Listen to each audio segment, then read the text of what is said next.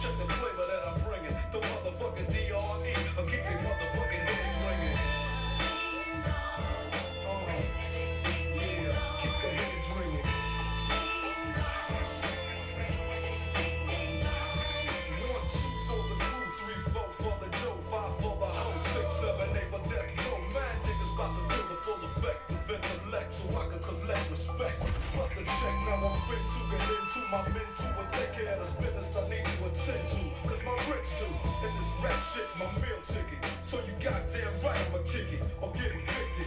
I'm Rick Taylor like Stephen King, a black Casanova, running niggas over like Chris Shane. When I rock the spot, feel the flavor I got. I get plenty of ass, so call me an astronaut. As I blast past another nigga's ass, thought it was strong, but I smoke 'em like grass, just like Cheech and Chong. When I flow, niggas know it's time to take a hike. Cause I grab the mic and flip my tongue like a dyke. I got rhymes to keep you enchanted. Produce a smoke screen with the funky green to keep your eyes slanted.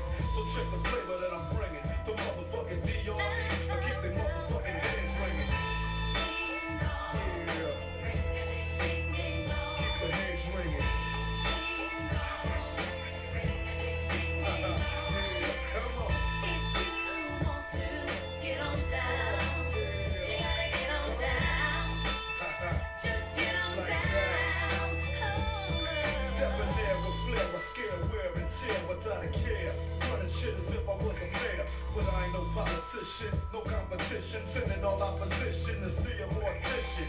I'm up front, never in the backdrop. Step on stage and get faded just like a flat top. Your rhyme sounds like you bought them and stop and go. Drake came to wax you, so just call me Mop and Glow. Minutes try to, but just can't rock with. I'm 6'1", 225, a pure chocolate. Your chance is to jacket me a Slim G, cause I rock from summer till Santa comes down the chimney. Ho, ho, ho, and so, as I continue to flow, cause yo, I'm just a fly Negro, so check the flavor that I'm bringing. The motherfucking DRE, I'll keep they motherfucking heads ringing. Yeah, I keep they motherfucking heads ringing. Yeah, I keep the heads ringing. Get it, get it, I keep the heads ringing. Yeah, come on. Yeah, death roll back up in that ass. For the 199 to the nickel. So all you motherfuckers out there trying to be with this, don't even try it. You see it through binoculars. They think, yeah, I know it's bobbing your head, cause I can see it. I know you're bobbing your head, cause I can see it. You can't see me. Yeah. Death row, let me know you in the house. Yeah, that's right. We out.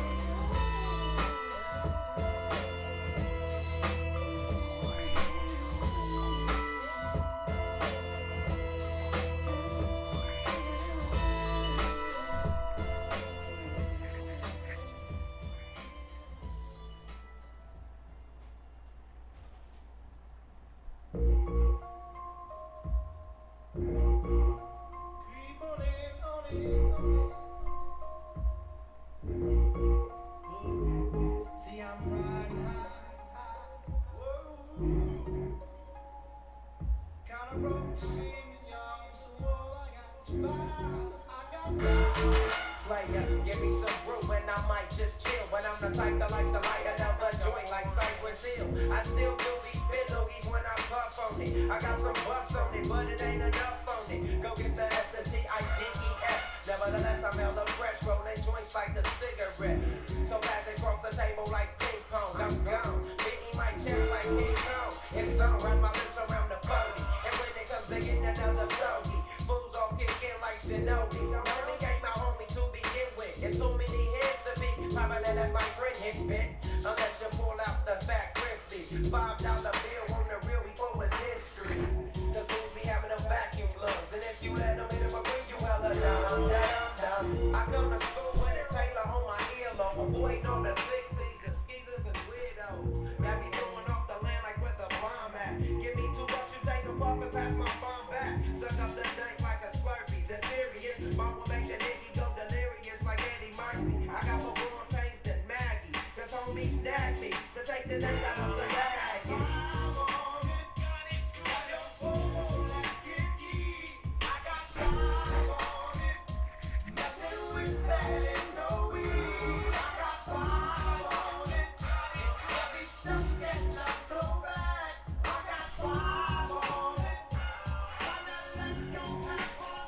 Take shots to the face whenever I can. Don't need no crutch, I'm so keyed up. Till the joint be burning my hand. Next time I roll it in a half to burn slow, so the ashes won't be burning in my hand, bruh. Boogies get hit, but they know they got a itch and bent. I roll a joint that's longer than your extension. Cause I'll be damned if you get high off me for free. Hell no, you better bring your own slip cheap. What's up, don't babysit that?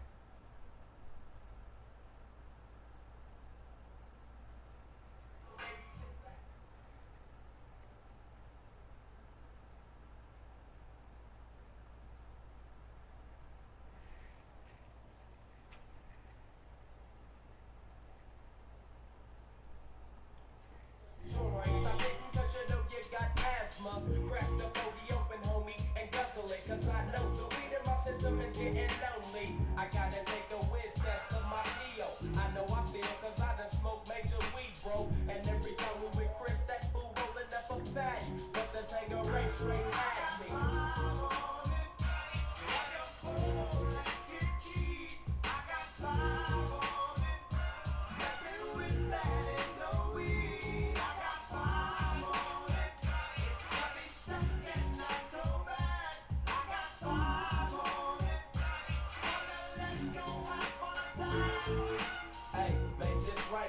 Stop at the light, man. My yesterday thing got me hung off the night train. You fade, I fake, so let's head to the east. Hit the stroll to 9-0 so we can roll big hot sheets.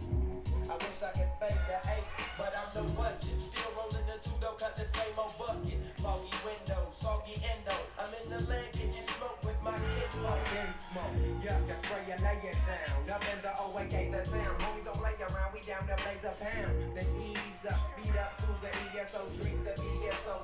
Up, put the lemon squeeze up, and everybody's rolled up. I'm the roller, that's with the folder, blunt out of a bunch of sticky doja.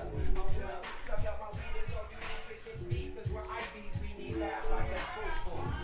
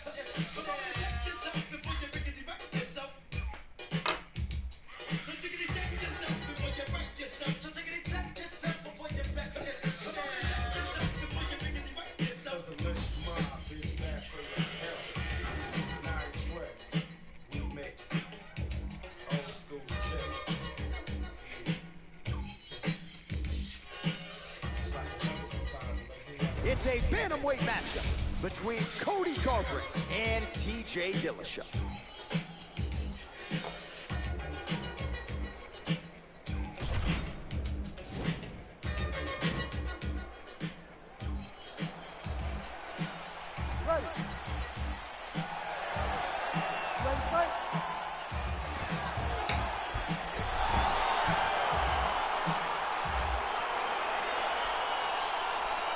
All right, here we go, round one, the trilogy to be completed tonight, TJ Dillashaw versus Cody Garbrandt. These two have dominated the headlines here during Fight Week.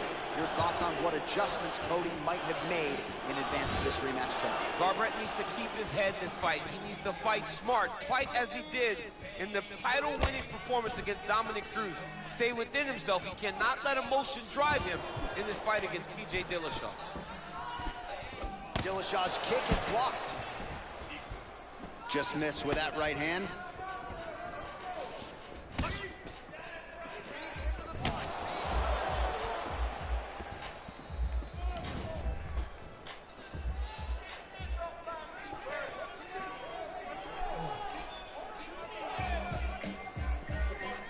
Well, perhaps a sign of things to come as he lands a kick there. Nice kick landed by the jump. Look at him whip his hip into that kick. All right, TJ. You've had a minute. Oh, you can hear the whack from here as he lands another leg kick in DC.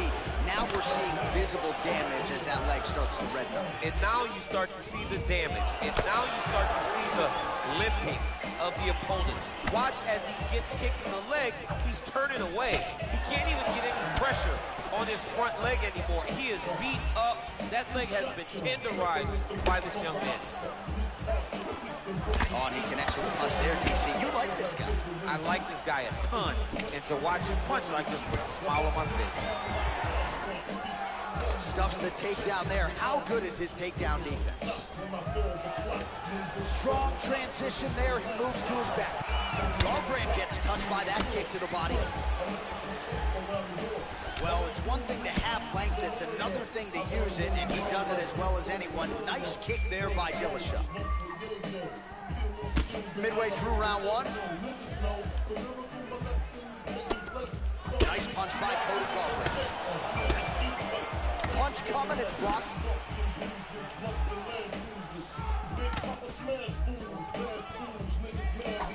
Clipped him with the right hand there.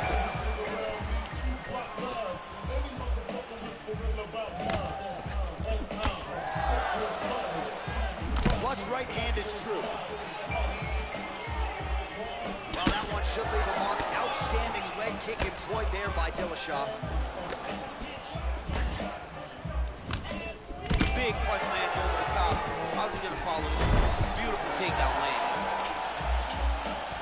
He's doing a great job of throwing elbow after elbow. Whatever's available, he's taking.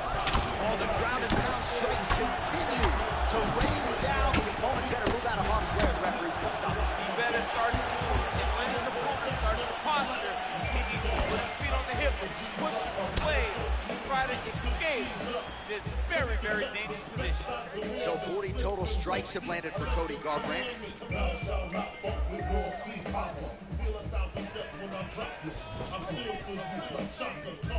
Look at him chopping the wood. Chopping the wood with those leg kicks.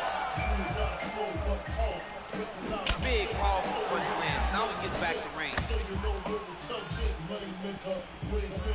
Oh, nice job by him there to slip that off. 1 minute to go in the round.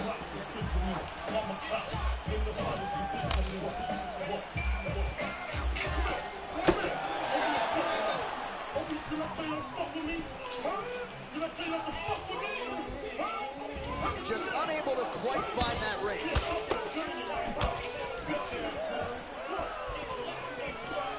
Oh, left hook to the head, it's blocked. Distance gets the single collar tie. Look at the whip action that comes from him throwing that kick. And that left hook landed on the button.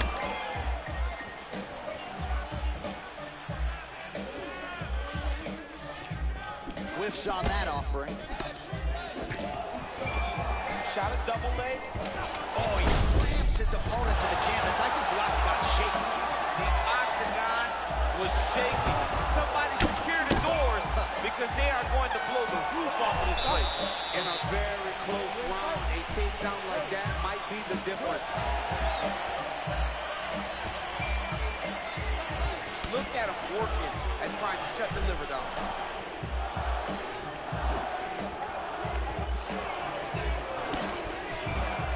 Timely defense there. Huge block for him. Well, he has landed some good shots, DC, but really unable to string anything together in terms of solid combinations. It's because he's not committing to it fully. He throws his jab. He may float a right hand out there, but he's not really sitting down with the right hand. He really doesn't seem to have the intent on landing it. He's got to be confident that it's going to land, and he's got to really throw his whole entire body into those strikes. Straight punch lands. Punches blocked. And he landed the right hand there. 59 total strikes have now landed for Cody Garbrandt.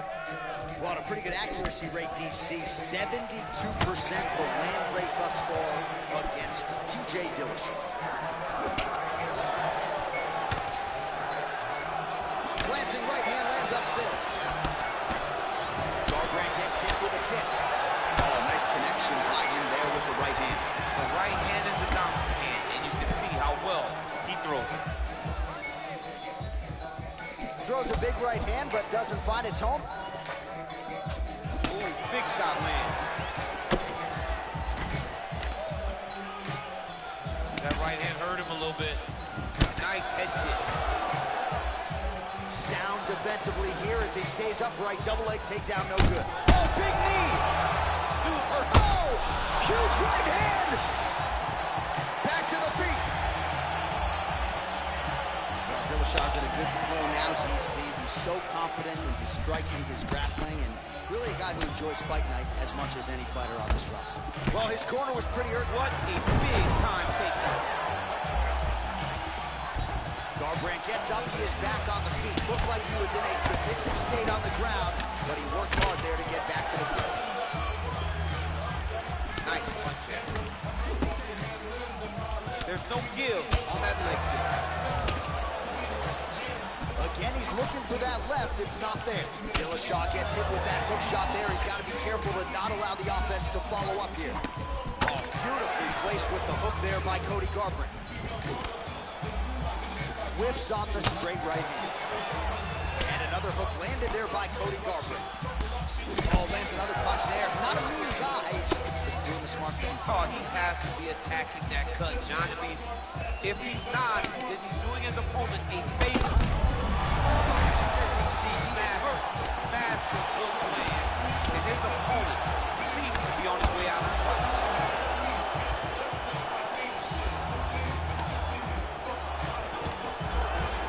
Oh, man, I'm starting to feel bad for the canvas as he lands another takedown there.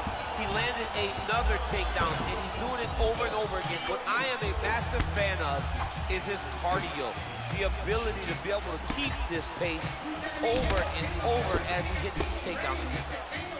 Dillashaw gets caught with that punch. He's treading water now. Got to find a way to move those feet.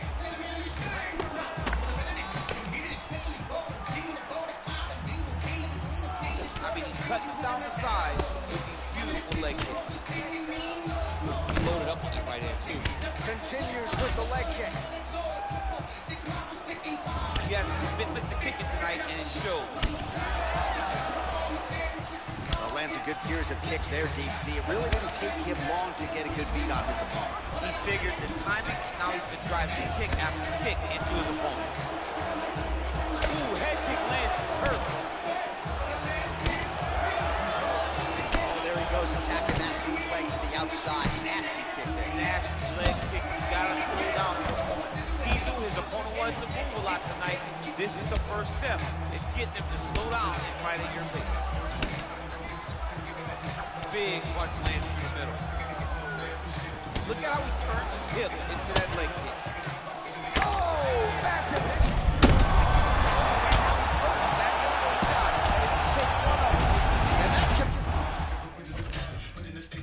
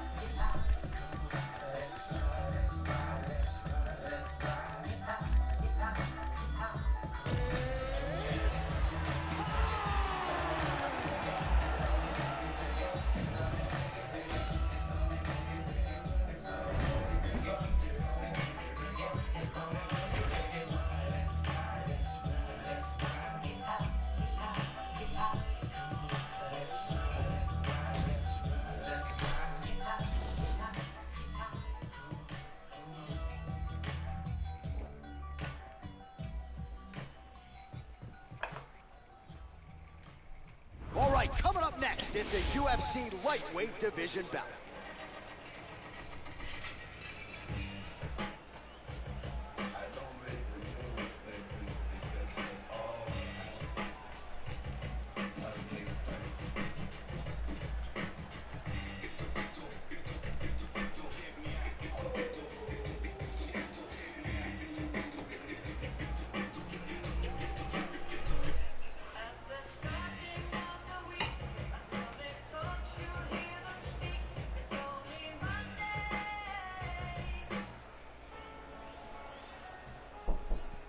Yes, ma'am. Hello? Hello, hello, hello?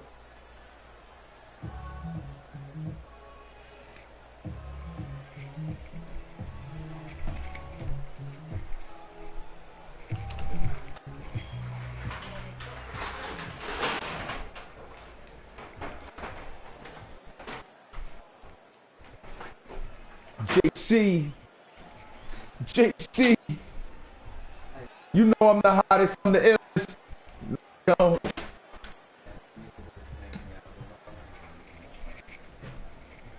Shut up, bro.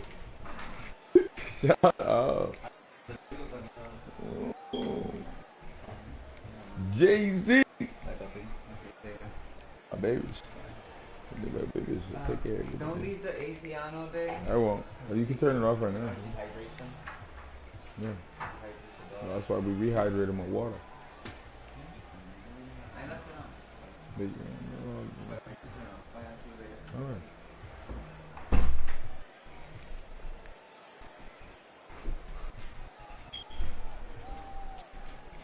Go.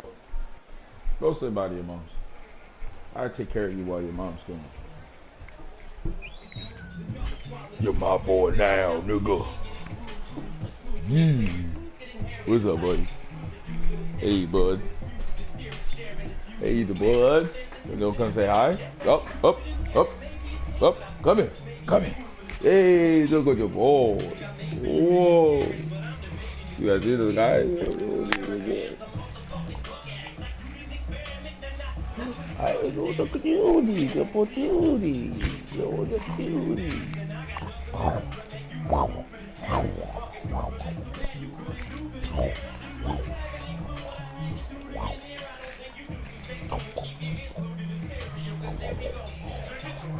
You got my arm. Who got my arm? You got my arm. What the babies? What the babies? What the babies?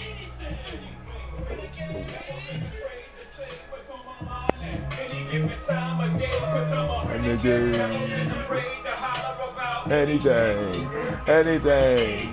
I had to hustle my Hey, oh no. No, Lex. No.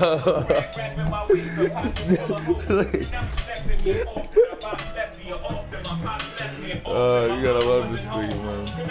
Hey, get out of there. Hey, babies. I'll figure it out. I'll figure something out. My childhood didn't mean much. Only raising green up. Raising my fingers to critics. Raising my hand to the sky big. I did it both times before I died. No lie. It's no I chose my own fate. I drove by the fork in the road and went straight. See, I'm a poet, the sum, a regular modern day Shakespeare. Jesus Christ, the king of these latter-day saints here. To shatter the picture in which of that is they paint me as a monger of hate, Satan, the scatterbrain atheist. But that ain't the case. See, it's a matter of taste. We as the people decide shade is as bad as they say he is. Or is he the latter, a gateway to escape? Merely a scapegoat. They can be mad at today. See, it's as easy as cake. Simple as whistling Dixie. While I'm waving the pistol and 60 Christians against me. Go to war with the Mormons. Take a bath with the Catholics in holy water. No wonder they try to hold me under longer. I'm a motherfucking spiteful, delightful, eyeful, the new Ice Cube. Motherfuckers hate to like you. What did I do? I'm just a kid from the gutter making his butter off these bloodsuckers. Cause I'm a motherfucking renegade. Never been afraid to say what's on my mind at any given time of day. Cause I'm a renegade. Never been afraid to talk about anything. Renegade. Never been afraid to say what's on my mind at any given time of day. Cause I'm a renegade. Never been afraid to holler about anything. Renegade. Never been afraid to say what's on my mind at any given time of day. Cause I'm a renegade. Never been afraid to talk about anything. What's going on? What's going on? Is that you? Yes, that's you. Yes, sir. What's going on, bro? Yes, sir. That's not me on the mic. That's Jay-Z, bitch. What's going on, dude? You guys can hear me and shit, right? I can turn the game down a little bit if you want me to. Let me know. What's going on, Chronic? Hope you're having a beautiful day, man. Hope everybody's chilling. Nah, that's you. Nah, that's you. Nah, get out of it. I used to rap. You guys want to hear some of my songs, Chronic? You want to hear some of my music, man? I used to make music in my prime. And I'm not even lying. I used to perform in everything. I was co-signed. I'm like an actual musician. I was a vocalist and a ghostwriter. I don't talk about it because I quit for a reason. Like, you leave that shit behind. You move on to new things. Yeah, throw it on. Yeah, throw it on, nigga. Yeah, fuck off, nigga. I got you, bro. But hey, man, yeah, in the meantime, while I pull this shit up, anything you want to talk about, anything you want to catch up on, man. Fucking shit, them streams, the Mila streams be lit as fuck. I ain't gonna lie, them shits be funny as hell. Shits be funny as shit. I'd be like, yo, this bitch. Matter of fact, I'm gonna show you some shit I ain't never showed nobody. Like, it's not that I ain't never showed nobody, but it's niggas just don't know. Niggas just don't know. Richard. I'm not there much, to be honest. I'm not there much, to be honest. I'm not there either. So that's why when I'm there, it's great. 6 years ago, I dropped this shit. I used to, bro, I was a very talented, like, I mean, I could still rap this shit right now, to be honest. Not as, I don't know if I could pull it all off, though. I was a different breed. And I was not even like, all right, I'll get into it after, man. But this is ass. This is 6 years ago, 7 years ago. Sexually active.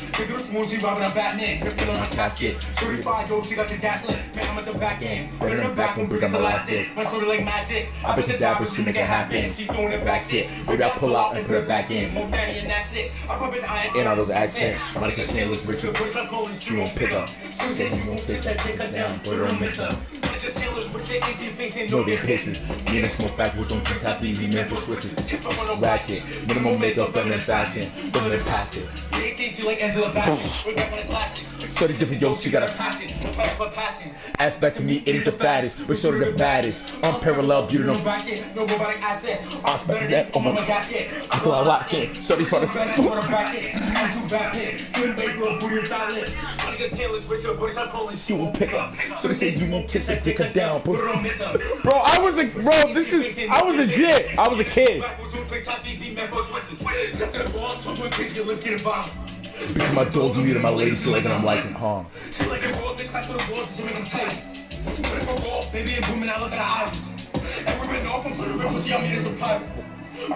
Now this is ass, so right? So this is when I was a child. Like I was really legit in the game. And I had music even before that. That was just peak too. But when I actually figured out how to like layer tracks and like make music, once I mastered just creating it, bro, I went from that, which was, you could just hear the potential. I went from that to just, it's crazy. Hold on. It's crazy.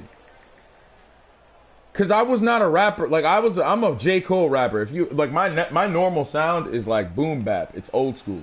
I don't know if you heard what I was listening to earlier, but that's how I normally rap. But the problem is when I went to the group home, and left the suburbs, I went to the hood and shit.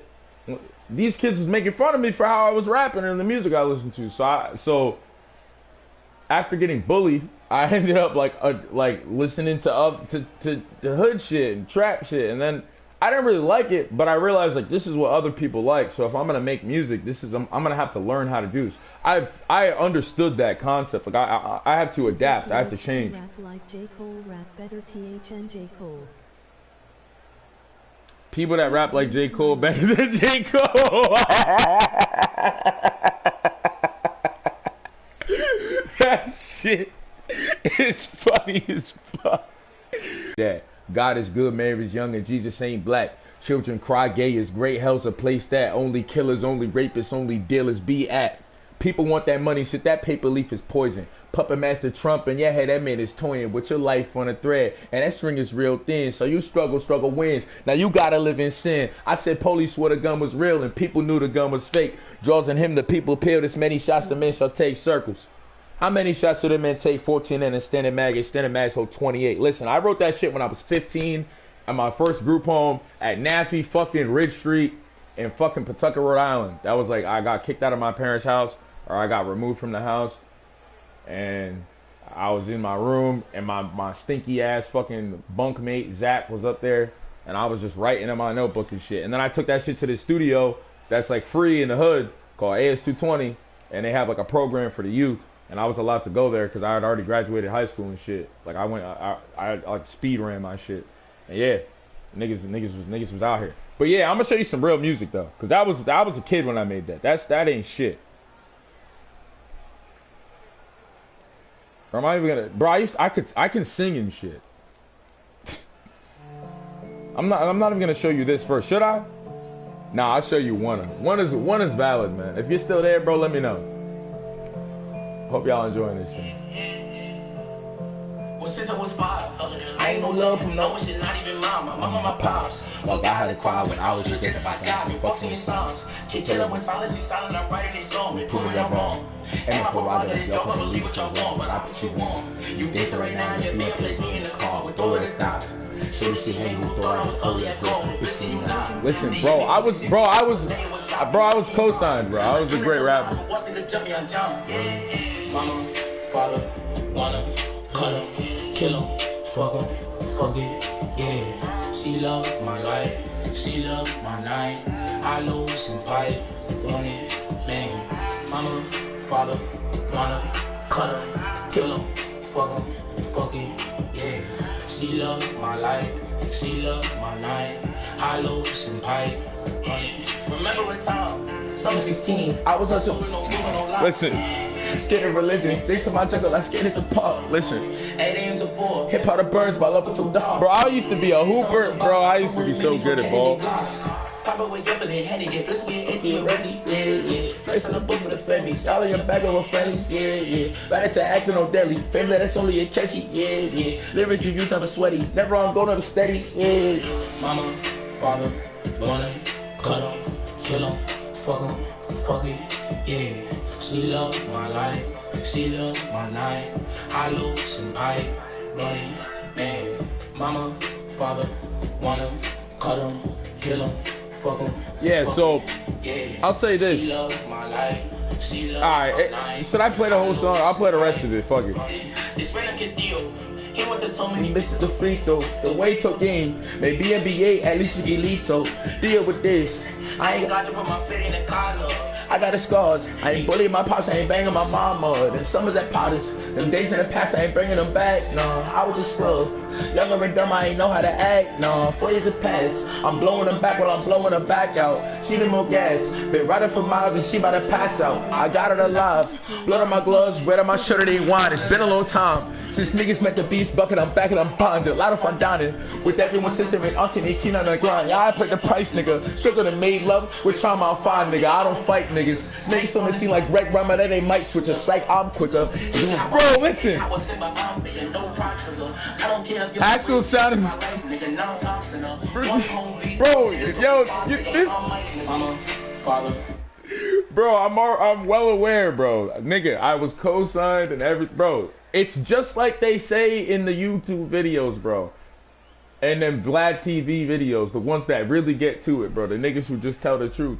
Bro, they tell you right away, you gotta go suck some dick. You gotta go bend over. You gotta go give somebody a handy. You gotta go do this with this person, let them do that to you so you can get this and that. And I was a kid. I was 17 years old. And I was co-signed by some person I'm not gonna disclose, who I still know to this day. But, and this was, and they told, I had an image consultant, and they were like, oh, you have to get dreads, you gotta lose weight, you gotta get tattoos, you gotta get this, you gotta do that. And I was just like, what? I'm just trying to rap. I don't even care about none of that shit. Don't you do all that stuff? Nah. But not for like, not for a career, bro. I was in this shit for music. I'm not compromising mine. That's two different arts. I consider sex an art or a job, not a fucking means to an end. Which says a lot about what I think about jobs. I don't think jobs are means to an end. I think jobs are just another way to get some money. But yeah.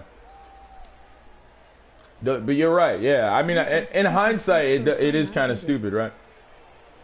You're not stupid for asking that question. That's not a dumb question at all. But I'll play you some other shit because I had way deeper music. So that was like a song, you heard a little bit of that. I had different sounds. I had very different sounds. I'm gonna play some shit. I'm gonna play Satan's Spaceship. Or actually, I just hit you with a banger. I'll hit you with Topanga first. I'll hit you with Topanga, and then we could go to Satan's Spaceship, and then we could go to Savannah. Well, you know, you have This song is great. since you were born, but I've known your mother. You're very ideological. Yeah, because we all live in our own world. So, The sooner you accept that, the more you enjoy life. This idea that reality exists on one spectrum and everything's finite and everything's the same and definitive is crazy. Perception is everything.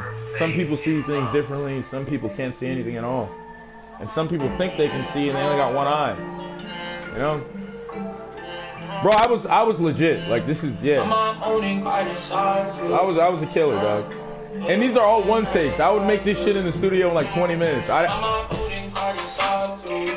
Listen.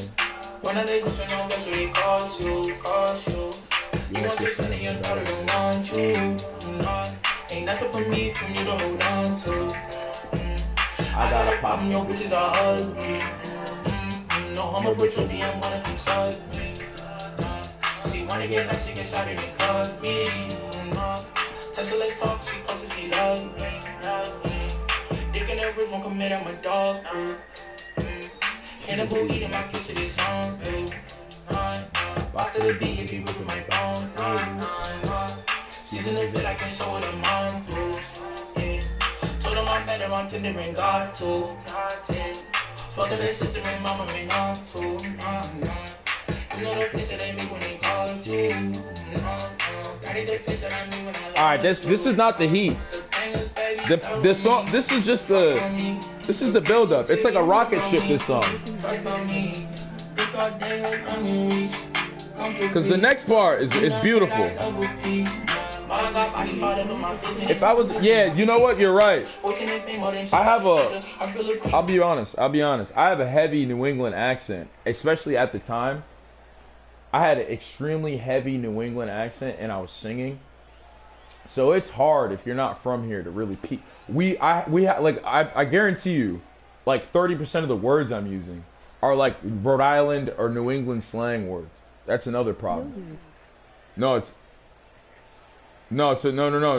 Oh, can you move closer to it or something? Nah, but even that. Oh, fucking Christ, no way. Is that it? Did it die? Alright, it still works. Okay, cool. But, yeah, no, I got you. I didn't know if you wanted it louder. I don't know if that would, like, actually help. And let me turn this down 1 second.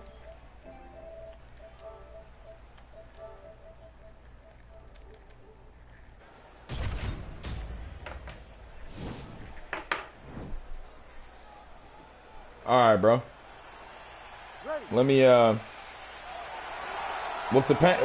I kind of killed that song anyway. It's okay. We're gonna listen to Satan's Spaceship.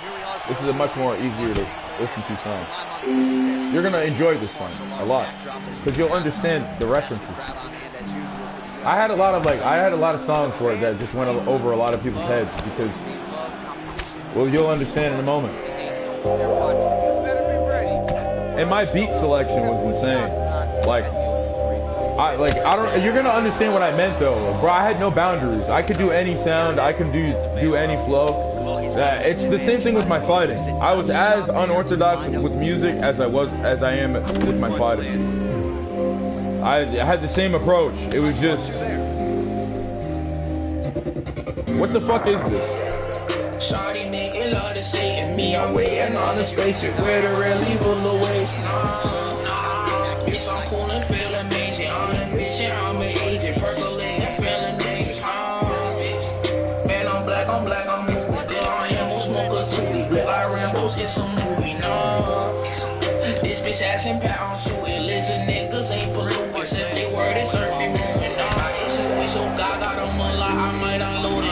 He said my mom and folks in poverty, my soul and shit. Hasbro, St. Jude's Hospital, I say you owe them kids. Hazmat suits and plasma guns, them demons far from home. It's this and shit, it's like a scandal, nigga. Jesus running behind. Way out for the schedule, man, we all supposed to be high. I don't give a fuck if you don't make it, I'ma be fine. I was fucking with that scholars, y'all was calling me to read. I'm singing spaceship, she can go by, gotta meet you, pop little top and go to the grave. This is me so hot, I freestyle roll while I'm going to Matrix. Can't beat the clock, I rewind, let me just run my roller gauge. No roller gauge. I'm singing spaceship, she can go by, gotta meet you, pop little top and go to the grave. This is me so hot, I freestyle roll while I'm going to Matrix. Can't beat the clock, I rewind, let me just watch. I'm singing spaceship, Shawty making love to Satan, me, I'm waiting on the spaceship where the real evil place. Bro, I was on some other shit, bro. I was on some other shit. Is there another verse after this? No, I think it repeats, right? No, it does go again. Hold on. This shit is, oh my god. Cool and we was hanging by the pool. Listen, I ain't have a charge. The ET gave me one to use. Listen, aura like the spark of blood, make flame come out his shoes. Listen, Vegas live with Thanos, more he gave me guns to shoot. Listen, I don't give a fuck, I'm having fun, my body's good. Niggas more drunk in my cup, them niggas up, cause they can't trust. Niggas never ask for love, forget it's time done. Sippin' Satan, never good for sitting, Jesus, I ain't done. Killing, Shawty, me, Satan, me, I'm waiting on this thing. She wear the rally, but the waist long. Bitch, I'm cool and feeling major on a mission. Straight left hand. Yeah, you're not a guy who phones in art. Yeah, yeah. You get the gist, bro. I was a fucking rapper, man. A fucking snapper. Or there's one more track I'd like to share, and it's just some singing, and it's way less. It's lighter on the ears than the rest of my music. I can send you links so you can listen to it yourself. I'll drop it in the chat. Look at the force behind that leg kick. I just sent the link. You're gonna have to somehow acquire that link from the chat. That's the best I can do, my friend. That's the best that I can do. Actually, it's not the best that I can do because I can go do it from the. Actually, Under a minute now to go, round one. It's not the best that I can do at all. Be right back. That's my old account. Not in chat. Garbrandt gets absolutely pelted by that head kick. Oh, that's a good right hand. Takedown defense holds up. Alrighty. Look at the whip action that comes from him throwing that kick. Yeah, he's mixing it all up. So we cross the 30-second mark in our opening round. There it is. Yeah, I was a little bastard, man. 20 seconds now remain in the round. I'm gonna play one more track. Oh, and he connects with a punch there, DC. You gotta like what you're seeing thus far. Go and investigate. There's a lot of It's crazy. You're gonna see it. It's like pretty obvious, but there's some into these big leg kicks. some conspiracy stuff in there. I made a lot of conspiracy music. That's another reason why my career didn't go far. It's because I was very I wasn't one of those ignorant black teens who just like wants to get rich. I already knew exactly how the industry worked because I was a smart person. What? It's not hard to see that the industry is like extremely corrupt, you know. But yeah, this song is for Savannah. She's like schizophrenic and shit, and I like fell in love with her. And then in the very end, after I made the song, she like started dating some guy that beat her up and shit. And I was just like, damn. And then years later, when I was dating some girl, she like,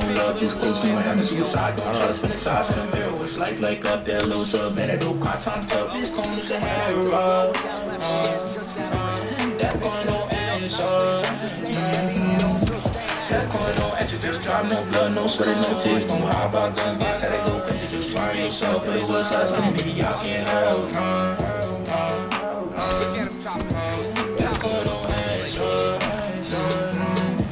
I love her, but she ain't got nobody, so she young and I'm old. See, even if we get up out of here, we on our own, I ain't letting go. No people I ain't leaving, so better be touching my soul. I love her alone, I love her alone, I love her alone. So better don't love me, but she ain't got nobody, so she young and I'm old. Shit, even if we get up out of here, we on our own, I ain't letting go. No people I ain't leaving, so better be touching my soul. I love her alone, I love her alone.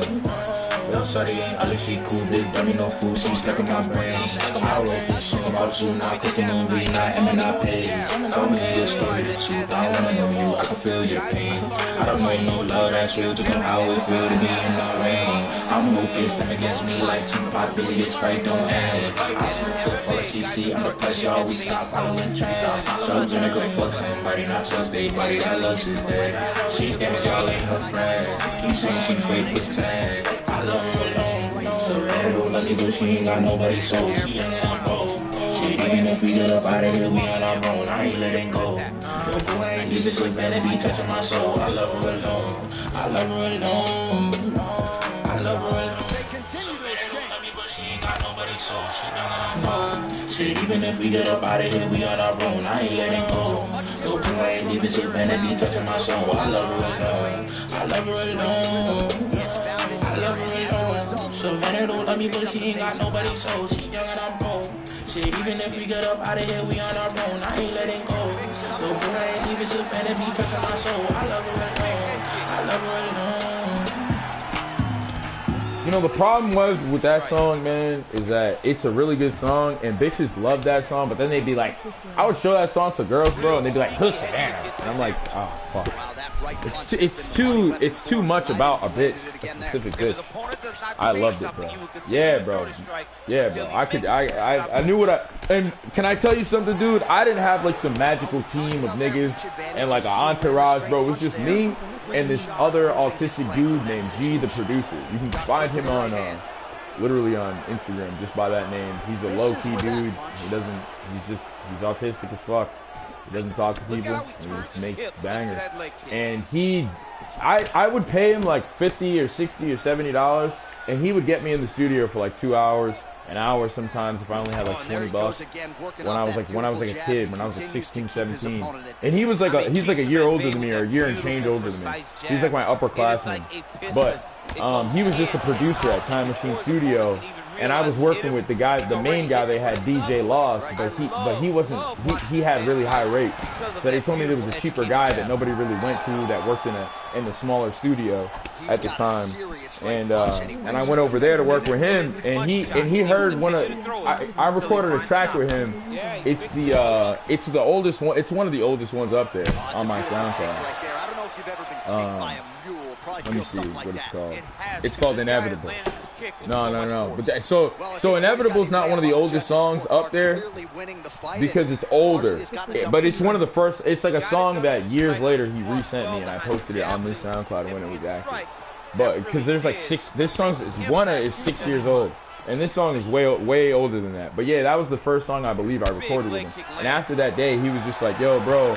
Just like pretty much like whatever money you have, just like don't worry about it. Like if you want to get some time in, you can pull up, and that's it. Every song on my SoundCloud and every song in my files that's on there saved, or any songs that I have on YouTube, or everything that I have recorded besides saved like 2 or 3 songs was due to this dude, man. He would pick me up from my group home when I was a kid, bro, and he's like only a year older than me, so he's probably like, I was like what, 17, 16, so he's like 18, 19. He would pick me up from, he lived like a town over from my group home, and then we'd drive a few cities away to the studio. I'd get in the booth for like 20 minutes. I didn't have the luxury of being able to like go in there and like write a song, so I had to make sure all my shit was down pat before I went in. So the second we got there, I'd get in the booth, I'd do like 1 takes. And if you listen to my songs, you can hear the layers. It is intricate. It's not some like bullshit song. It's not some like flimsy put together shit. We had it down pat. We had a system, and as it progressed, it got better. But like, he was amazing, bro. I was good at what I did. I was a good recording artist, and I was a proficient, vocalist. So I could get in there and get the job done pretty quickly. But for him to get in there and mix my stuff and master it and get it down onto a WAV file, send it out, and work on it overnight and send it back the next day, finished, ready to go to upload, it was crazy. And he would do that for like 30, 40, 50 bucks sometimes. So shout out G, the producer. I still don't know your first name, bro. I know him for years. I knew him for years. He got me out of retirement like 2 or 3 years ago, and brought me to a friend's house to make some music and shit. And I made some songs, and they were a little bit different from my old shit. They were more like light rock, and it was like my own genre, honestly. But because I don't listen to rap, so I can make hip hop, but I don't listen to hip hop. So I just draw all my inspiration completely from other music. But yeah. The production is alright, for real. The production is alright, bro. That shit is old as fuck, and we were using like, not the bare minimum. We had like a good studio for what it was, but it's like compared to like it's for shit I was paying $40 for. It was great, actually. Yeah, man. That's the story of my music career, man. Once they started telling me I had to do this and do that and change who I was to like make music and shit and like be a certain type of person, I was like, damn. Like at the time, I was like an anime fan, bro. I just like anime, and I was ready for it, but doesn't appear to be. You're not ready until you're in there. You can watch all my bad, guys, my bad. But I was already doing music for years. By the time I got recognized and like started performing and started like getting offers to make money and shit, and I was like burnt out. Like I had already found, I discovered UFC by then, bro. So like it was weird, dude. Like that's how it's so sad. It's like I discovered Conor McGregor around the time all that bullshit was happening with music, and I'm not gonna lie. The way Conor McGregor and MMA made me feel about myself compared to music and like just the bullshit nonsense and like the online community. Like if you think the MMA community is toxic, and it is. Like the underground is toxic, bro. The music underground is, you want to kill yourself. Because it's like not based on anything you're at. Like at least with fighting, it's like I'm a fighter, so when people are like talking shit, I can like back it up. With music, it's like, it's just music, bro. Like, there are niggas that are, they're just like, you're trash and they got a gun and they'll shoot you. And that's how they're on, like, that's how they are in the music community. It's like, we'll just kill you. It's like, oh, shit. It's like completely different. Like, I had beef with people over music that pulled up to my house to kill me. Like, and like, to beat me up and jump me and like, humiliate me on live and all that shit. And like, that's where it goes with music. And I was tired of it. When I discovered Connor, I was like, and it's like I had already heard of Connor when I was like 17, but when I was like 18, 19, that was when I became like a real, like I was like watching like events and like going to B-dubs and shit, taking the bus to B-dubs, bro, with like $30, chilling, watching the fights, bro. It was like, it was crazy. And then following along on Twitter and shit. I didn't even know about Fight Companions at the time. I didn't know about Guru or none of that. It was like it was a wild, wild west for me, bro. I was, yo, man. MMA saved my life. The direction, I would have been on drugs and like fucking popping pussy every day and shit, or pussy, and like fucking rapping bullshit in fucking Atlanta like everybody else that took the deals. They're all gay Negroes with bad attitudes. Who cares? Yeah, I was gonna say you need a slightly different medium. That style of rap drowns you out. Yeah, absolutely. I'm glad I didn't go the rap way. He's also very fast. Look at the hand speed, right? Liver kick. But yeah, I was supposed to be playing this fight. Big knee lands. I was supposed to be playing this fight. I think I'm gonna do that. I'm gonna put the rap music back on. Now that we're done. And now you have my SoundCloud. You can go check out my songs whenever you want, bro. Let me play some Eminem. Great punch like this with. I'm excited to see what happens. Oh, strong uppercut for him there. That'll get his attention.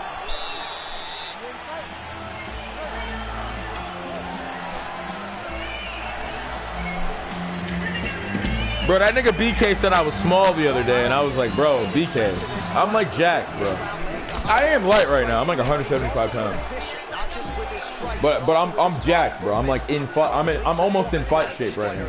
Like I'm ready to go out there and compete for fucking 9 minutes, bro. Like fucking dickhead, you know? And then niggas be like, oh, you're short, you're a midget, and I'm like, bro, I'm 6'1", bro. Like I'm not. I don't think I'm tall, but if you're not taller than me, it doesn't matter. It's like maybe can you fight? It really doesn't matter how tall you are if you can fight. That's why I don't care. When people be like you're short from pictures, I'd be like, all right, whatever you want to tell yourself, it's fine.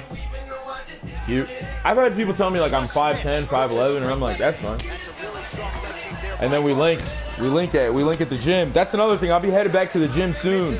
I'll be acquiring some funds, the finances to get back into competing and training and sparring with some pros and shit.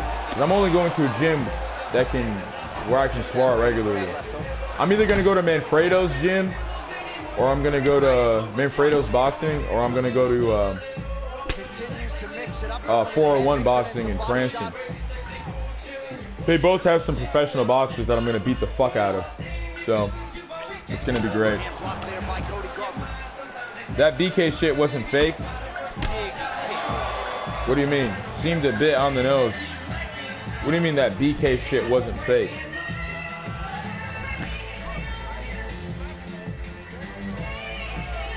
What do you mean? In regards to what? Niggas in Paris? Sure. Sure, I'm gonna play this shit though. I gotta hit my blunt though. Let me know if you guys can hear all right. Hold on.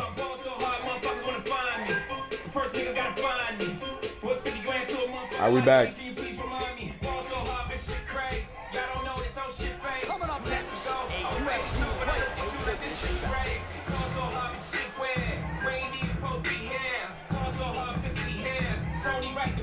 Yeah, what did you mean by that, Chronic?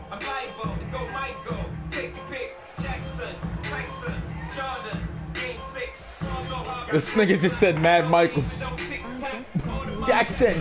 Jordan Tyson. That's classic sick. I just thought maybe the convo was planned out or something. He called you nigga a few times. You called him a planned out. Bro, I don't like, bro, what do you think this is? I don't talk to these people. Bro, I don't have communication with any of these people, bro. When I get off that fucking stream, bro, I go back to my world, bro. Which is bullshit. I don't know what the fuck they be doing. I would never be able to talk to BK one-on-one. He's the one that wanted to cop deuces. I'll never like that nigga.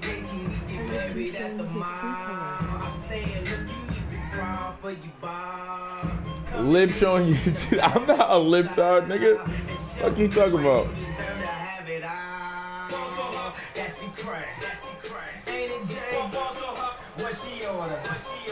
He's the one that got out there and apologized. You didn't hear me apologizing. I ain't apologizing for shit I said, nigga.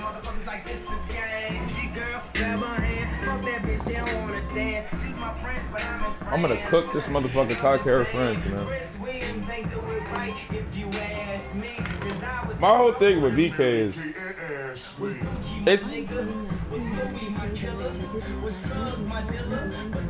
I wouldn't get mad if he called me the N-word. It's all good.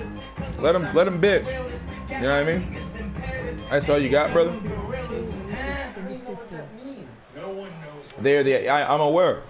I mean, everybody's you know, prejudice these days or harbors some disdain for some marginalized group of people.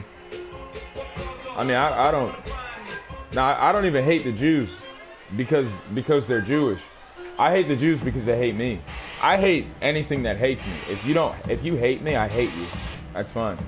And it's nothing personal. I have to hate you by default because you hate me. Why would I disillusion myself? I love everyone even though they hate me. That's how you die. That's how you get smoked.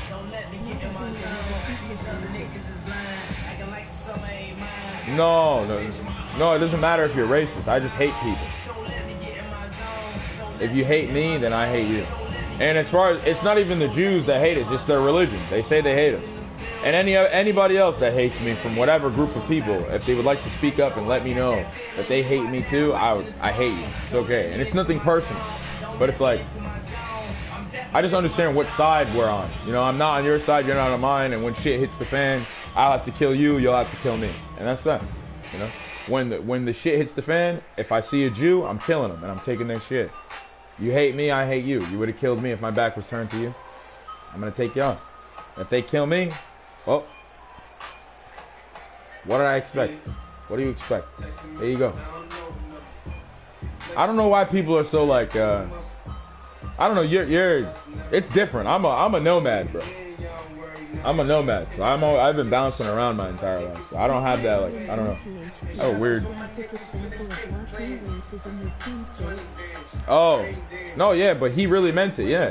I don't, you know, like I said, I hate Jews because they hate me, but he hates blacks because we make him, because, all right, BK hates blacks because he's racist. It's so sad.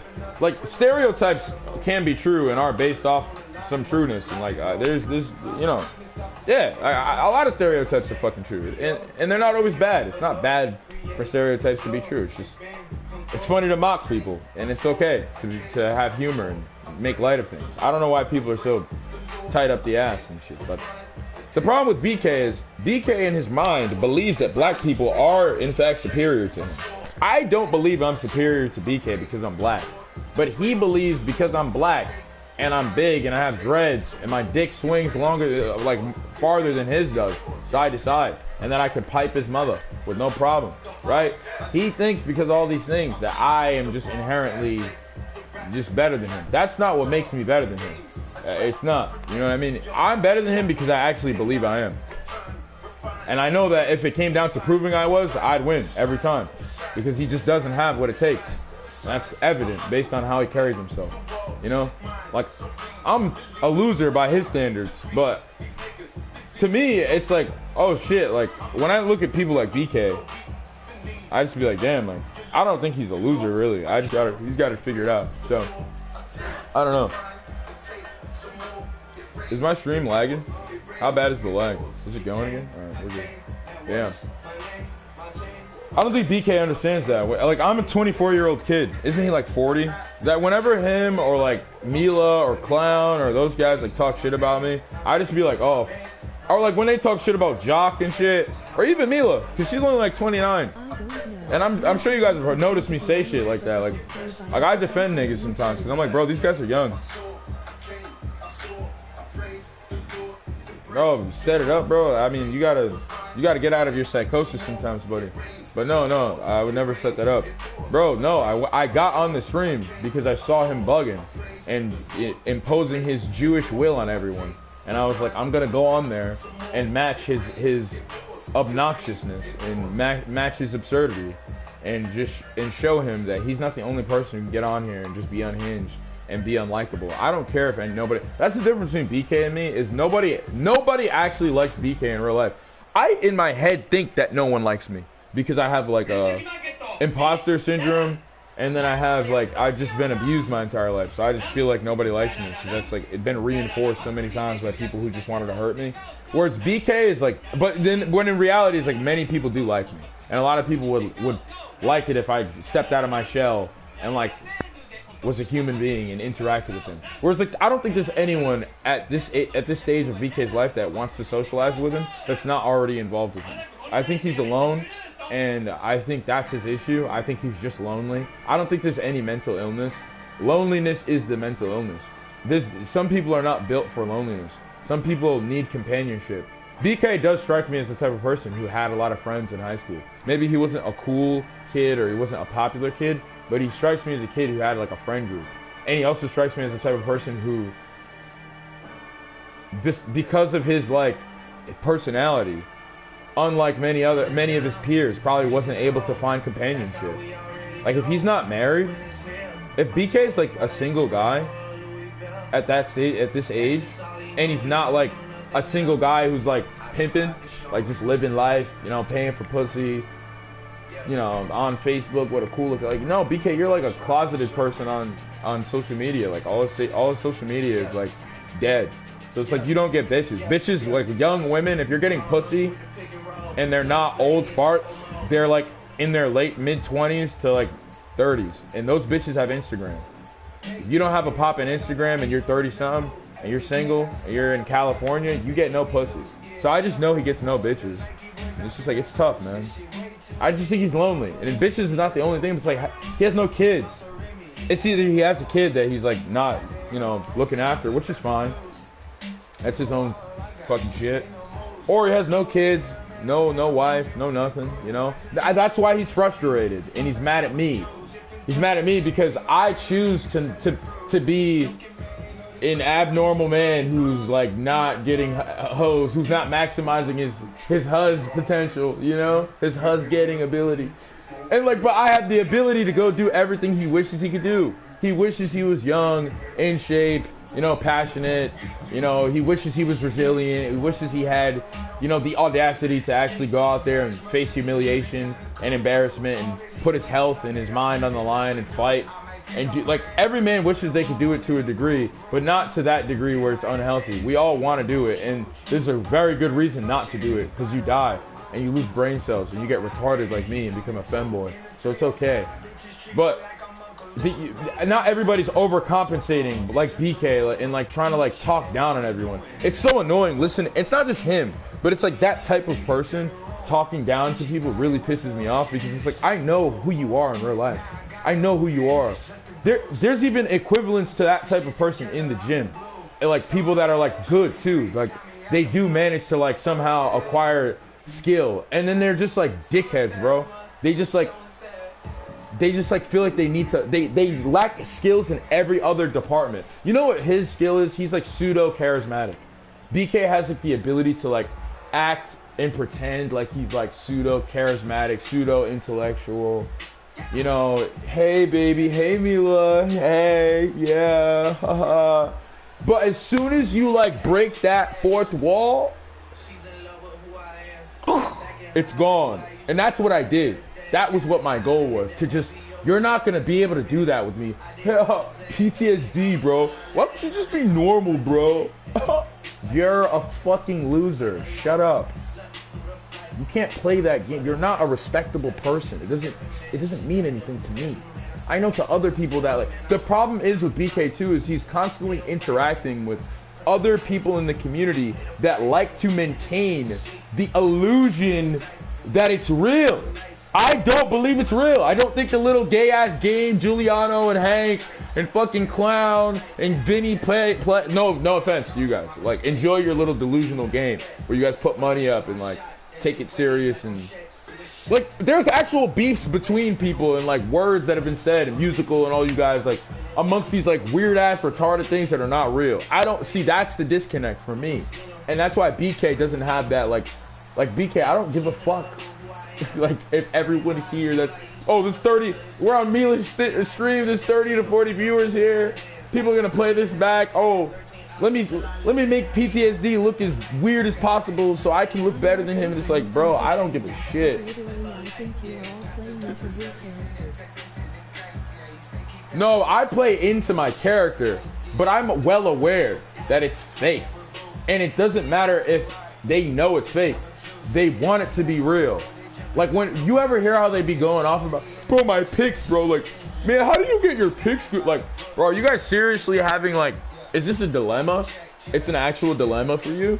Your fucking picks, guys? Your little pick squad? Because, like, they have, like, a real group of people that, like, they all get together and, like, they have a chat and they talk about their picks and they have teams and sometimes there's money involved and it's like this big thing, and I'm just like, and I'm all like enjoy it, but I'm not invested in it. And BK is one of the people who I believe, if he's not already in it, he like wants to be one of the main names. BK wants to be one of the main characters in the Giuliano Argenti verse, because that's what it is, the clown / Giuliano Argenti verse. That's what I call it. Like, that's what I'm dubbing it from now on. The clown Giuliano Argenti verse. Because I don't care what anyone else says. I don't care how long you've been around. Argenti is the staple name. Guru knows who Argenti is. You know what I mean? That's all we have to say. They have conversations. They talk. They're on a first name basis. And then you have Clown, who's just been here for a decade. And he's just been no life in it. And then we have like the Simon Fecks. You know what I mean? The guys that have also been around. But it's like, yeah, there's characters and shit, but like, I don't take my character seriously at all. Bro, look what I'm doing. I'm sitting here like, what the fuck is this stream? I don't even stream. Like, I just be playing the game and just getting fucked up over here and like nobody be here. And I be just chilling. And like, that's another thing is like, I feel like if other people, like, I don't know. I don't even care about like having an audience.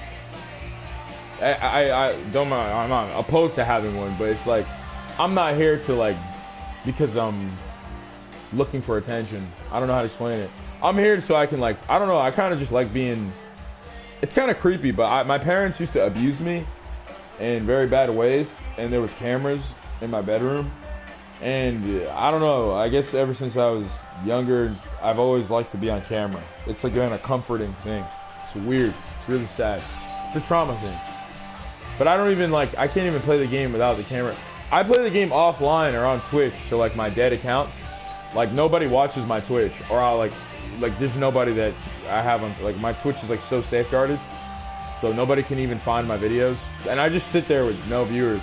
And just like, cause I don't know.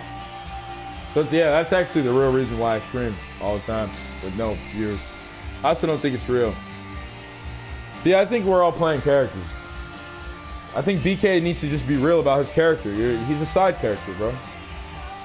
BK's an epic side character.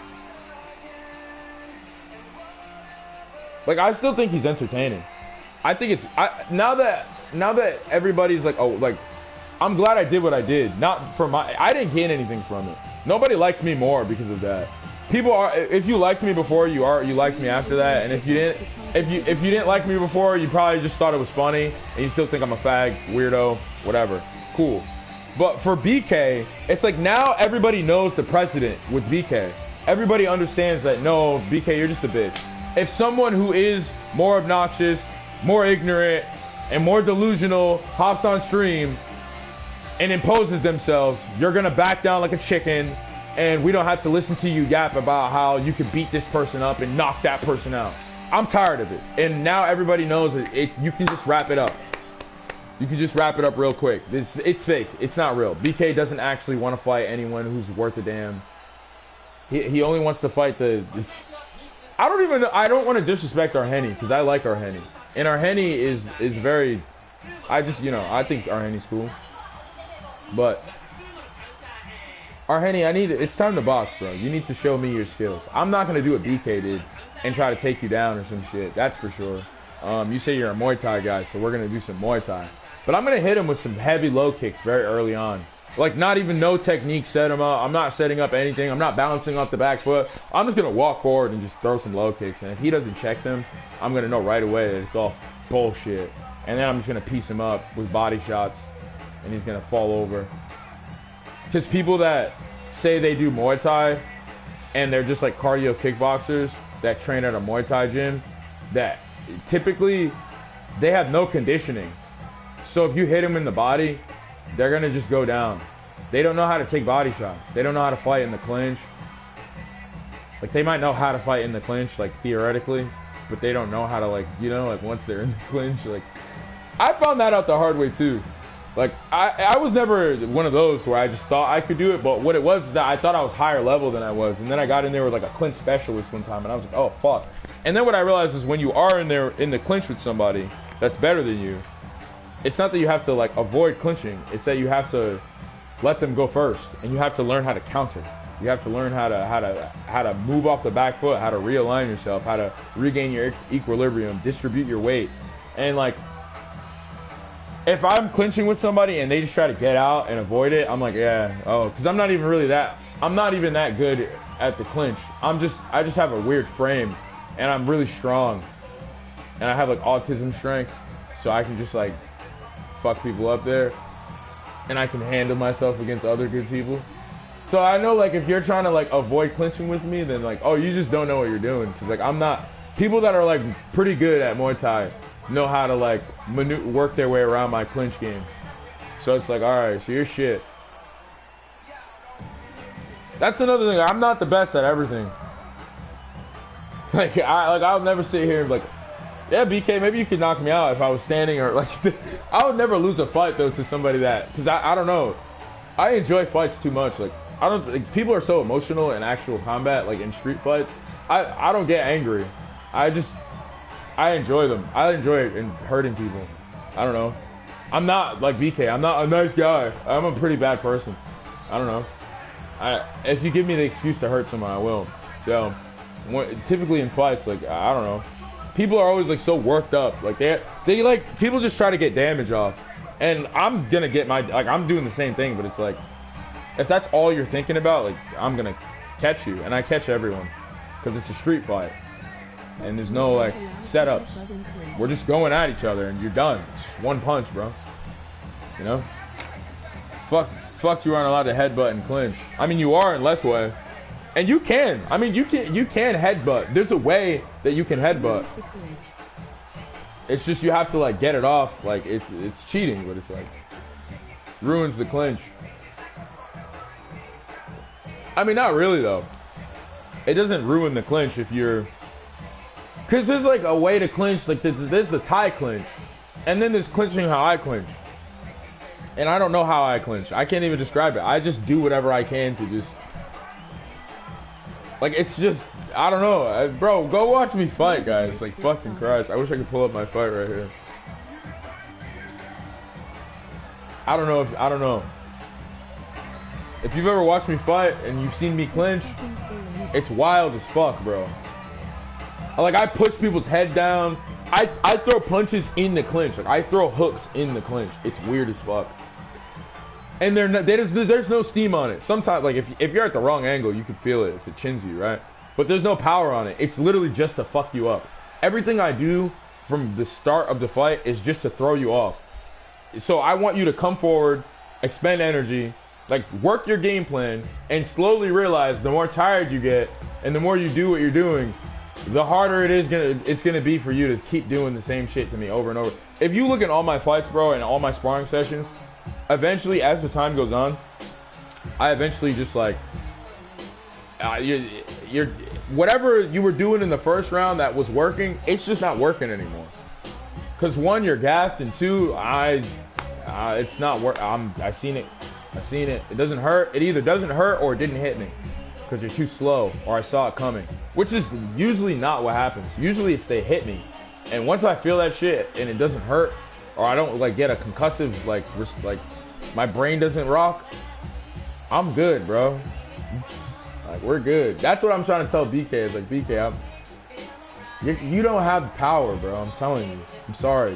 That whole like puncher's chance thing is not real. Like, there's some people that are just tougher, bro. I'm a tough bastard.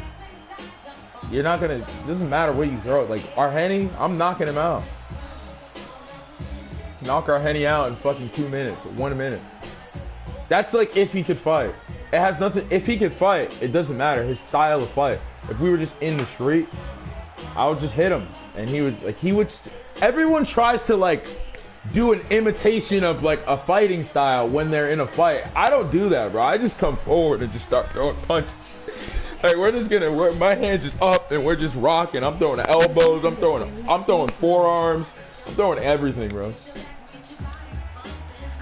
So Arhenny is very skinny, bro. Yeah, but I'm not like huge right now. Back when I first started YouTube, I was a lot bigger than I am now. I was like 190.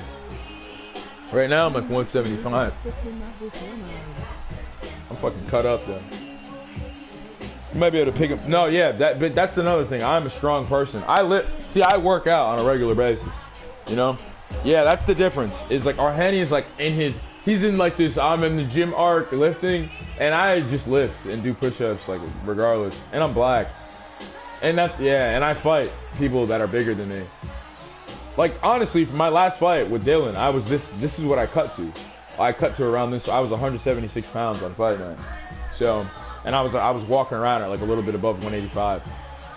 So now my next competition will be soon though. I'm reaching out. I'm gonna do a couple exhibitions, like some real exhibitions, like competition sparring matches, just so I can get back in the flow of things. Because I've been dealing with some injuries for a while. I had some head trauma after my last fight and from just like my previous fight that I hadn't really addressed, so I gave my brain a break. But I'll be reaching out to Manfredo's boxing gym to try to get into their kickboxing tournament. They have a kickboxing tournament coming up, or they got them going on in the winter and in the fall, so I'll be going there and doing that.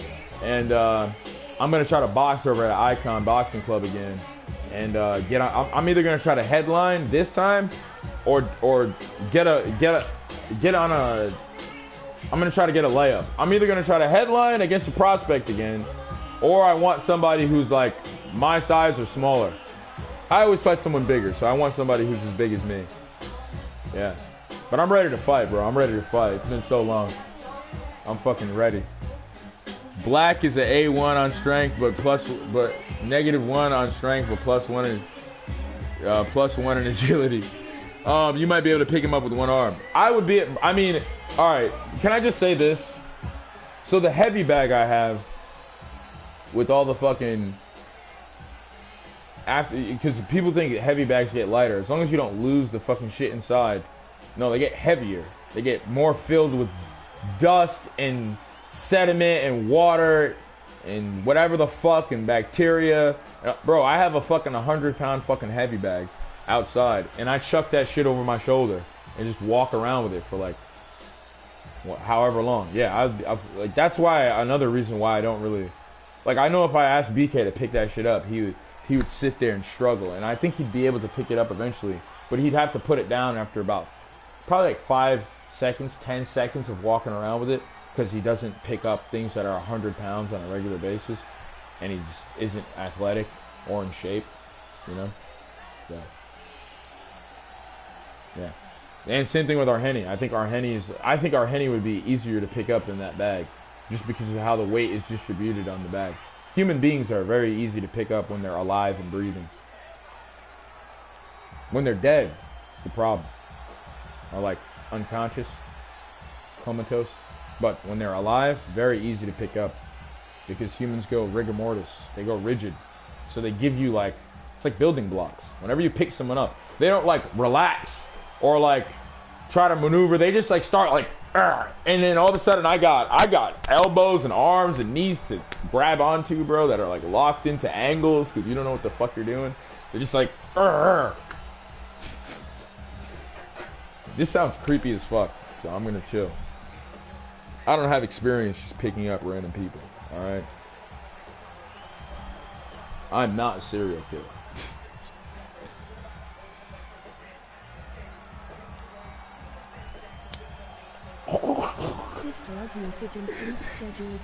His drug usage and sleep schedule affects his physique.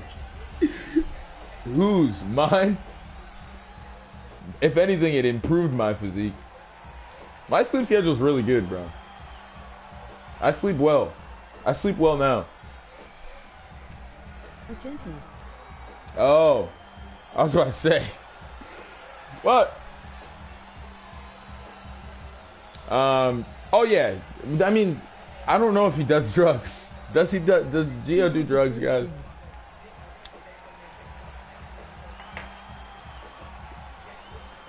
He has a sleep thing. Yeah, his sleep thing is either drugs or internet addiction.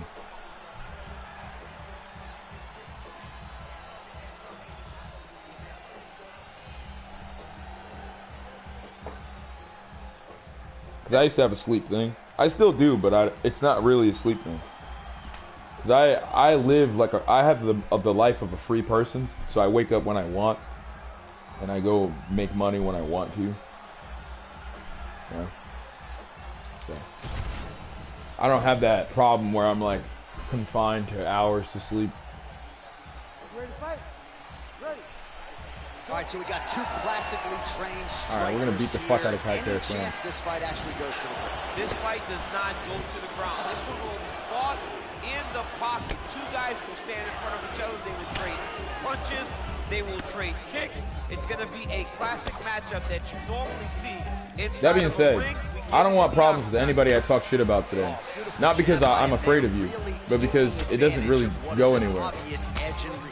If anybody, that's going to be my new standard. If you don't like me and you're in the MMA community, you can just DM me and we can set up a fight. Because you're like an MMA person. If you think I'm a pussy, faggot, bitch, loser, you know, let's meet up, box it out. I think he might have the best jab in this division, certainly using it effectively here. I mean, one of the best jabs in the world across all combat sports. The way that it...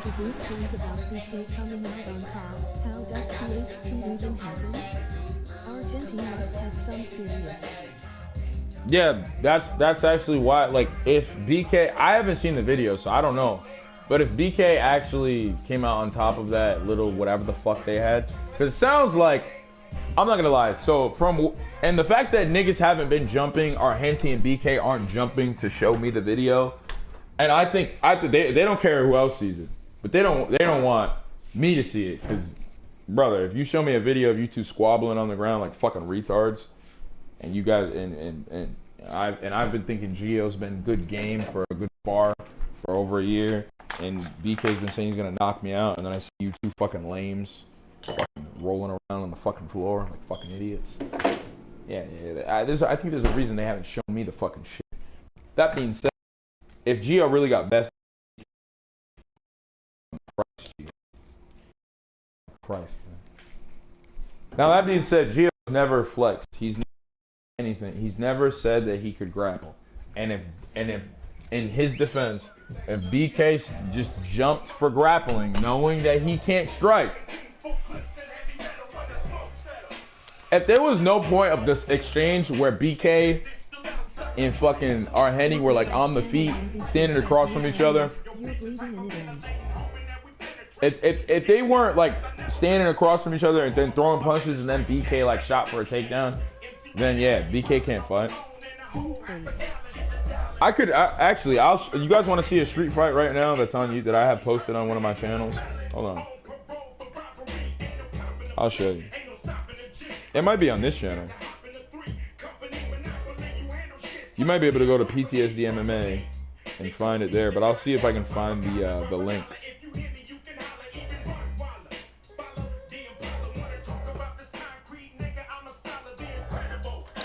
Let's see. Because a street fight, it's not a street fight, but it's a fist fight between somebody that I don't like, in my house, and there's no rules. All right. At least I decided that there's no rules. He said we were boxing, and I said we're not boxing because I gave him MMA. Well, yeah, I gave him MMA gloves, and I put on boxing gloves, and I was like, nah. If I gotta wear these gloves, yeah, I'm finna do whatever the fuck I want, nigga. And then he said it too in the fight. He was like, I thought we were boxing. I'm like, nigga, nah, nigga, we're doing whatever. We're doing what the fuck you better do what you can do, nigga. That's all you can do, bitch. Box. I don't know what to tell you. You better stop me from doing what I'm doing, or get your ass beat. Fuck. And that's what I'm saying. That nigga has never been in a fight with nobody that has that mentality before. He's never fought actually someone who's gonna try to hurt him, bro. BK's only fought people that want to get even with him emotionally. That's why most people fight. It's like they just want to like get their emotions out. I'm not trying to do that, bro. I don't even really have a goal. I'm trying to see what you got, brother. No rules is bad news. They go off camera and BK says you had enough. You're bleeding and it ends. Yeah, that's gay. That's gay. Why are they going off camera, bro? And why are they fighting off camera? Record the fucking fight, you idiots. This is so gay. I'm putting like 3 different cameras up, bro. I'm putting 3 different fucking, we're getting it from 3 different angles. Everybody's gonna see this. Bro, Arhenny, I think there's a reason Arhenny never sparred me when he came down here. You know, it's because another thing is, one thing about me is I never back down. Like if Jock, people think like, you think, what if Jock came down there after somebody was like, you think you speak? Obviously I'd spar Jock. I heard Jock has some like fucking experience or something. Fucking, what do you think you would do against, how do you think you would do against Bedtime? Bedtime probably beat me. But in tech sparring, or if we like hard sparred or some shit, and just like, if I couldn't kill him, I'm just much bigger than Bedtime. Just mass-wise, I'm just a bigger human being. I know we're about the same height, or he's like slightly taller than me, but he's very skinny. He's very, like, I'm over here at I'm at 1 meal a day at 1,500 calories, like barely getting below 175, and this nigga Bedtime is like comfortably at 165. So, but then again, like when people be like, oh, how do you think you do against Bedtime? It wouldn't be a wash. He wouldn't just be able to knock me out, you fucking retard. What do you think? Yeah, bro, me and Bedtime would just clinch the whole time. We're both clinch maxers, bro. Arhenny has bird bones from the Molly and Cat. Bro, no way, bro. Bird bones from the Molly and Cat, bro. Chill out, man. Hold on, let me see if I can find this fight though. See, those are the fights that I like better though. It's like people be like, how do you think you do against Kenny Okoye now that he trains? The same way I do against anyone who just trains. I beat the fuck out of them. What the fuck do you think this is, bro? What? Niggas be like, oh, bro, Kenny's training now. Do you think? No, that's not how that works. That's not how that works. I've been in the gym for 5 years, you idiot. You think I did that shit for nothing? I'll never lose to somebody who just started going to the gym. Like that. How do you think Kenny does against anybody else in his gym who's been training for 2, 3, 4, 5, 6, 7, 8 years? I've been training for longer than 5 years, really, but I think it's been about 5 years. Right? No, it's been 5 years. Yeah. It's like, oh, fuck, bro. When people say that shit, I'd be like, yo, you fucking clown. Fucking idiot. And we're not listening to Kanye. A lot of people ask me, am I afraid of death? You're afraid of death, nigga. Hell yeah, I'm afraid of death. I don't want to die yet. A lot of people think that I worship the devil, but I do all types of retarded shit. Look, I can't change the way I think, and I can't change the way I am. I mean, I could just post it. You guys want me to do that? I'm gonna just post it real quick. I'm gonna just post the fight. It's gonna be my newest short. You guys can go see it. This is exactly what I would do to BK, by the way, or Arhenny, or anybody for that matter that's talking shit online. This is what it looks, and this is years ago. This is before I even had this is before I had any experience in like fighting like like training with pros and shit, or like working like side by side with pros and really like standing and banging with them and shit, getting in those workouts at Grundy's and shit. This is when I was a tadpole still, and I was already high level enough to like mix it. I mixed every martial art in this clip. In like 30 seconds, I mixed every martial art on him. He had no clue what the fuck was happening. I'm posting it right now. You guys go check that out. It's going to be called This Is What I Would Do to BK. This is what I would do to BK.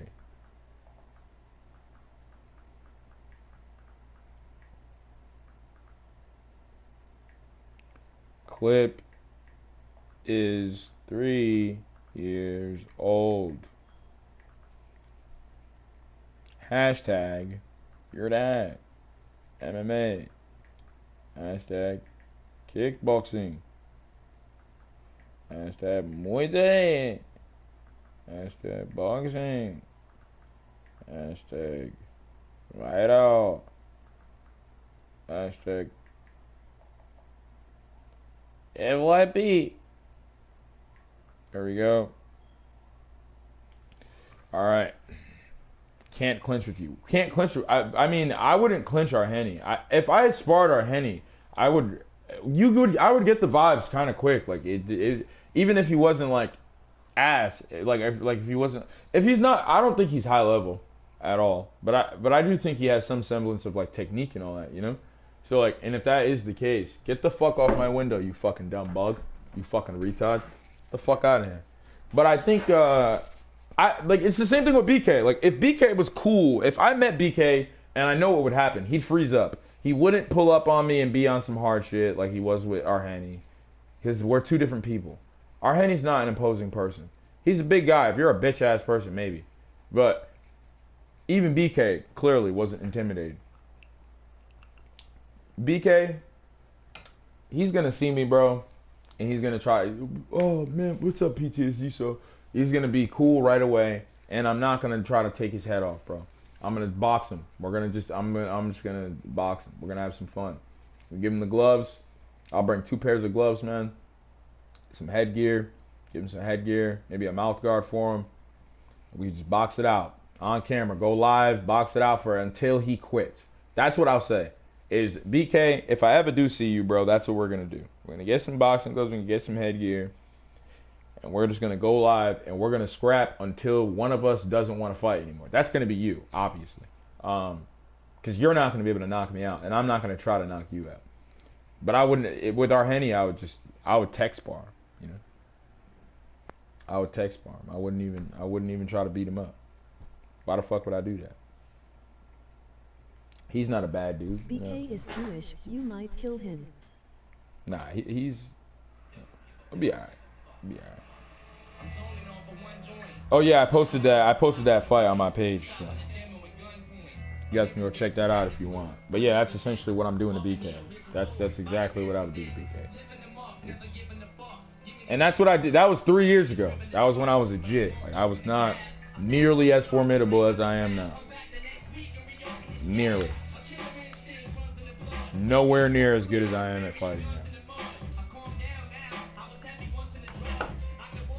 That version of me would make BK cry, bro. Like, bro, I made that nigga cry. I've already beat that nigga up before though. Andrew. I beat him up 2 times before that. He broke into my house one time. And then another time, he tried to take money out my sock. Hey, I known that nigga since the shelter days. Since we was kids. But yeah, let me get back to this fight. Let me hit this blunt real quick and we'll get back to it. BK is Jewish, you might kill him. I don't think I would kill him, bro.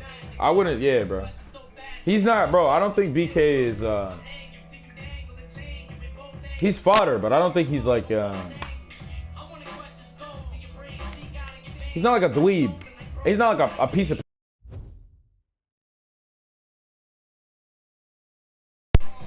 Like I feel like if I hit BK a few times, he'll go down. I think the Jewish in him will actually make him try to fight harder, you know?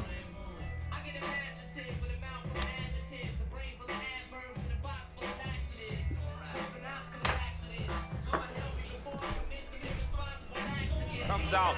It's beautiful. The backside hand is always at the chin. The elbows tucked to the ribs. The jab goes out. The jab comes right back to the face. It's picture-perfect technique, almost like a Taibo class or something like that. Can't take many of those. You better check. Trying to hammer that lead leg. He blocks the punch.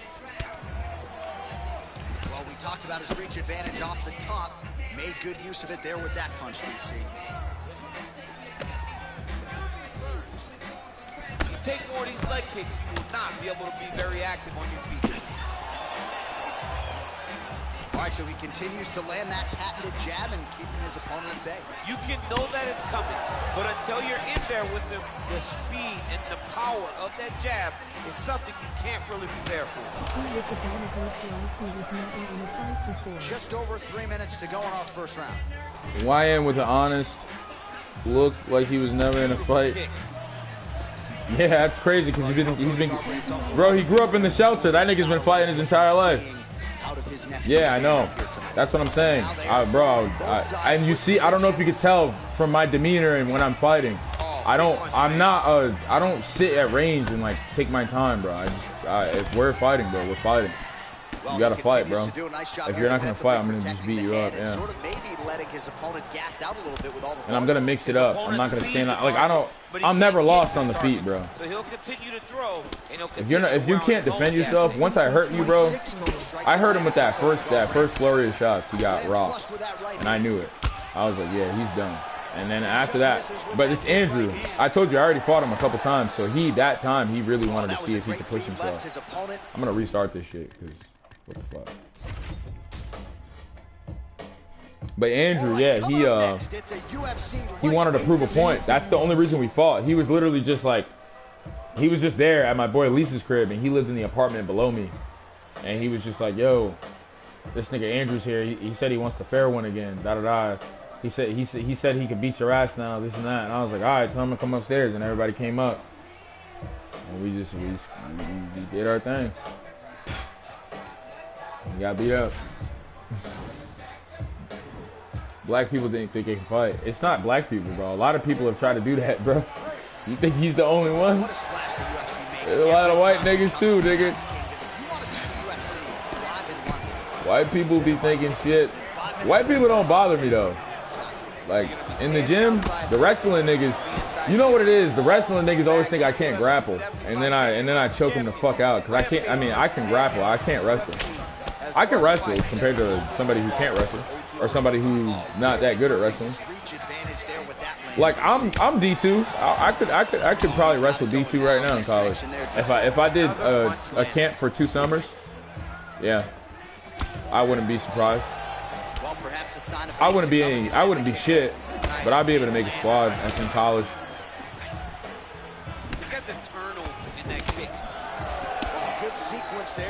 I'd definitely be able to make D3. And I'm not even, like, I have no wrestling credentials. I just know. Because I just roll. I grappled, I used to do jiu-jitsu, and all my friends are international wrestlers and shit now.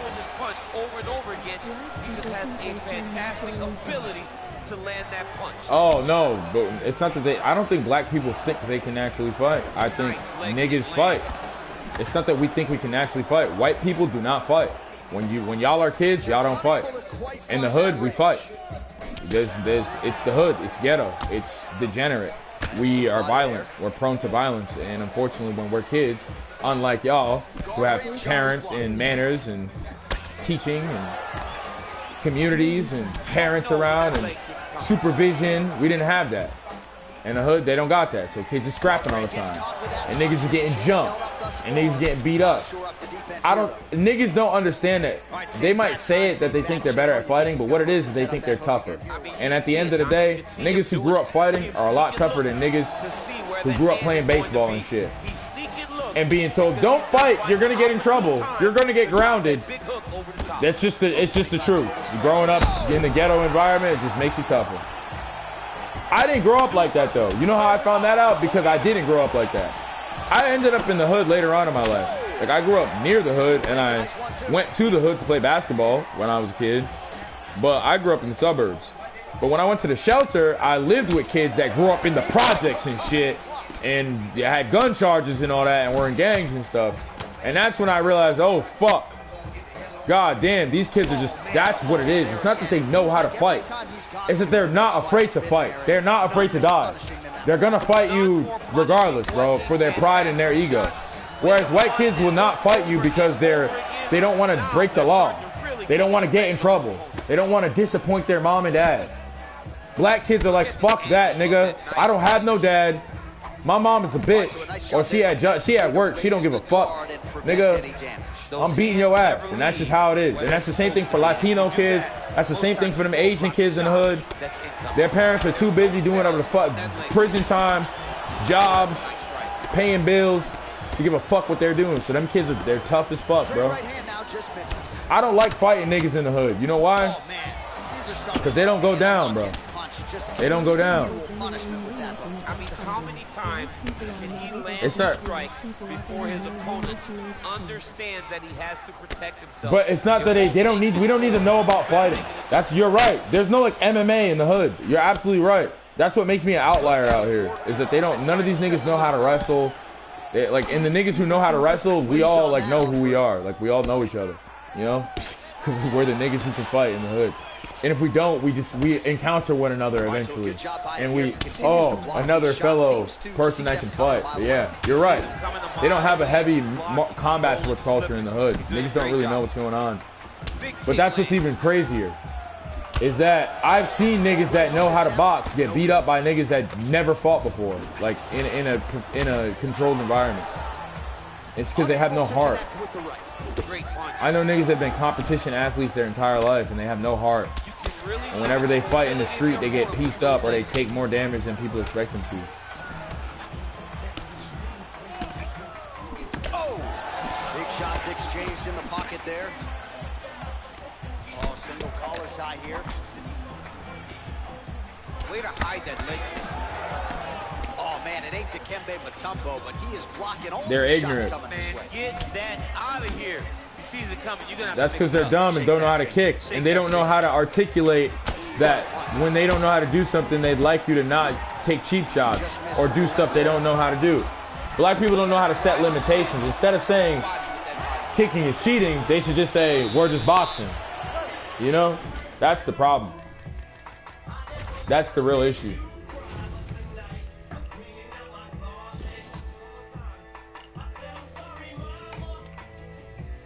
I never meant to hurt you. Never meant to make you cry. I gotta roll up some more weed.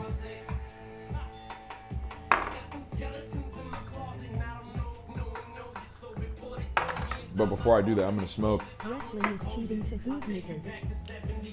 Yeah, because they don't know how to wrestle. But they don't know how to articulate that it's not. They don't know how to say anything else besides cheating. That's the problem, you know? They don't know how to articulate it, bro. What they really mean is they don't know how to, niggas don't know how to say, I don't know how to do something, you know? It's too much pride, bro. It's part of the lack of education, the strength of the what would you call it? The size of their egos. You know, they don't know how to tell people, listen, I don't know how to wrestle. I don't know how to kick. So can we please just throw hands? Because that's all I really know how to do. Because that's what a black boxer would do. That's what a black striker would do. If they actually felt that way, they would know how to say that and articulate that. I am one of them. But niggas don't. Whereas like white kids, you guys grow up knowing kids that, you know, they boxed or did karate or they do wrestling or they do judo or something. Martial arts are prevalent in the suburbs or in, you know, more diverse, you know, I would say white-centric communities. You know, they just, and that's okay. But because the people are more familiar with it, people understand like, oh, there's different types of fighting and some people don't know how to do that stuff and other people know how to do that. Oh, so they're just gonna wrestle? Cool. Like you see that sometimes where like you've seen those World Star fights where it's like kind of starts on the feet, but then they both mutually kind of agree to just like wrestle it out. and they're just rolling around on the ground. And it looks kind of boring when you're younger. When I was younger, I used to think it was boring. But now that I'm older and I see that shit, I'm like, oh, now I know what they're doing. They're just wrestling. Because both of them niggas don't really strike. And they're just like, all right, we wrestle. So they're going to just wrestle. And that's cool. But niggas don't know how to say, can we just box? And they don't like to admit that there's something that their opponent knows that they don't. That's part of the why they're even fighting usually in the first place. Because they have a displaced sense of security, like in themselves and in their pride and their ego. And when they encounter somebody who can challenge them like effortlessly, or like some people see, the problem is some people challenge black people unintentionally. They don't realize that black people are volatile and not conditioned to, like, in our communities, it's not encouraged to like give a fuck about what people think. You just do what you want. And if someone can't stop you, because like it doesn't matter in our world. And like white society, there's an incentive for doing the right thing and being an upstanding person. But in the hood, that kind of just gets you either looked down upon or killed. Unless you're like exceptional enough to acquire a skill, or like you're talented, like yeah, you're gonna just end up being one of those nice people that sticks around in the hood forever, and those people just get abused. So they either end up dying or get corrupted and become, you know, fucked up themselves. That's just how it goes. Wrestling is cheating to hood niggas. So it's like, even me, like that's why I am the way I am. Like I'm a sweet kid, or I was, you know. Like I like Harry Potter. Like I'm a nerd. You know what I mean? I like anime. So with everybody, I was never treated like I didn't exist. Then you can stomp on their heads. Then it's fair game. Yeah, well, I got jumped a lot. Yeah, bro. You know it's crazy that you say that. One of the times like I got jumped on camera by Antonio and Jonathan Solar, Boo Boo, Apollo DePina, Looney Tunes, aka Azari, and fucking some other fucking scoundrels, Isaiah Ramirez, and 3 of them niggas went to jail for pew pew, like shooting up a courthouse actually. Long story short, fucking these niggas pulled up to my crib, bro, and I knew that they had already jumped me the first time. No, that's what it was. I was taught. So Antonio Solar was dating this girl. Antonio was like 12 or 13, and there was this girl named Annie Maroy, and she was hot as fuck, and she was my underclassman, but she stayed back, so she was a dumbass. So she was like my age, but she was a grade below me. She was in my sister's class, and she was dating my underclassman Antonio Solar, and he was the younger brother of my boy John Solar, who was in my grade, and I wasn't really their boy. I was their boy, but I wasn't. Like I used to go to the Boys and Girls Club with them when I was a kid for a little bit in the summer, for a couple summers, and they remembered me from back then. But it was like that type of shit. When I got to high school, they remembered me from back then. And then like I had a group of friends from my middle school, because that's how my high school was. It merged different middle schools. So my friends were related to these niggas, to Apollo DePina and the Solar niggas. And we all hung out. So like I was friends by default with these niggas, and we were cool and shit, but we weren't really cool. And I found that out the hard way, because I started talking to Annie Maroy when her and Lil T Blicky, that's what we used to call him at the time, Lil T Blicky, that's what we used to call Tony. And he was dating her, and then they broke up, and I started trying to mooch on her because she was cute as fuck, and I was like, yeah, I'm a crack. And then bro, I ended up like saying something about how I used to feed Tony and shit and give him food when he come to my house, and he thought I was like little man in him, and he hit me up on some I need the fair one. Now I wasn't afraid to fight, but I ain't mentioned that John and Tony were like 6'4". They're like 6'5" now. They're huge as fuck. They were like 6'2" and 6'3" in like 7th grade, bro. They were just big ass niggas, and I was not happy about, like, I was gonna fight them because I knew how to fight. I had done karate and shit as a kid. I did kickboxing when I was real little. So I always had like a basis for fighting. Like a sort of. Like I had like a clue. Like I knew I had a good jab. You know, I had a snappy jab. I knew a 1-2. I knew how to throw some kicks. I could throw, like I didn't know how to wrestle, but I understood, like I knew how to not get slammed. You know what I mean? Shit like that. So like I was not opposed to fighting. But I just knew that also, like, I knew how my friends were. I knew how we were. Bro, we jump niggas, bro. That's just the game. And where I live, in Pawtucket, it's a saying, it's a slogan. We don't fight fair. Nobody fights fair. Like, it don't matter. Oh, we're gonna get the fair one? Nah, bro. Nigga, nah, bro. You gonna throw a couple punches, then you gonna get jumped. And listen, I knew that was gonna happen. These niggas pulled up, and I pulled up with I had like a not a broomstick, not a broom. What? It was a broom. Yeah, it was like a push broom for like leaves and shit, and it was broken. And I picked it up, and I walked towards them. And it was like 5 niggas, five of my friends, and like one older nigga, like one of the older homies. And they had Facebook Live on, man. And they were like, yo, let's get it, nigga, da da da. And I was like, bet. And I had the pole, and I was gonna go and try to jack them up with it, but I just dropped it. And then I dropped it in the grass and left my yard, and my parents were just sitting in the window watching. And I went out to go fight Tony, and bro, I popped him with like a fast. I hit him with doop doop, and he went. And as soon as he went like that, he threw a hand. He missed. Bro, I knew how to fight. I've always known how to fight to some degree. And I like got out of the way, bro, and I threw another one. Bro, all of a sudden I felt hands coming from everywhere, cuz. And then I'm on the ground, bro, and they're just kicking me, bro. And you know what I did? I started rolling I started going like spinning side, like just rolling over and over to avoid getting stomped out. And they were chasing me and recording, bro. This is all on camera too. To this day, there's niggas who be like, yo, remember that time you got jumped off it? Like, I guarantee it's still up on the internet somewhere. Like I'll uncover it one day. I'll find it. But yeah, bro. As soon as I fucking clapped that nigga, I got jumped, and I just got punched on. And they tried to curb stomp me and shit, but I was like, not having that. I just kept rolling away from the curb. I was getting as far away from the side of the street as possible. Fuck that. And mind you, we were like 13, 14, 15. These are like, we were kids, bro. And for niggas be like, oh, somebody said that. This nigga BK said, you're from Rhode Island. I'm like, bro, I'm from the parts of Rhode Island I'm from Pawtucket, and I'm from Providence. I'm from the capital, nigga. What are you talking about? That's it. You go look up Broad Street, Providence. Look up Elmwood Avenue, Providence. Look up Benefit Street, Pawtucket. Look up Central Falls. That's where I grew up. You fucking dickhead. You know what I mean? And I grew up in like the area. It's such a weird place. It's like, but if you know about the hood, it's like that. It's like every hood has nice houses.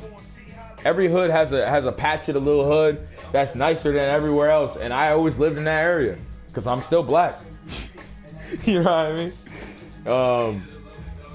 Yeah, it was just like, I don't know.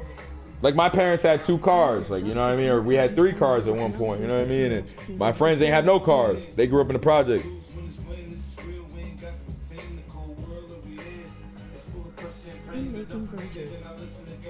I'm making burgers. Yo, bro, that sounds delicious, man. That sounds great, man. Oh, matter of fact, let me check my phone, bro. I hope I didn't blow this lady off. I hope I didn't blow her off. I did blow her off, but it's okay. It's all good. It's all good.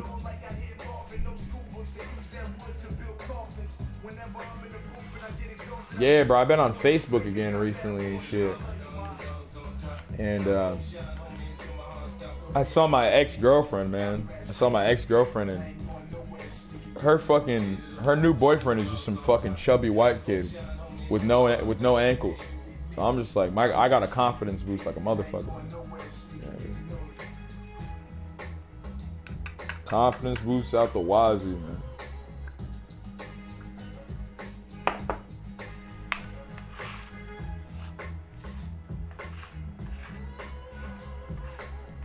I was like, man, she couldn't dominate me. She couldn't dominate a big black man. So she's resorted to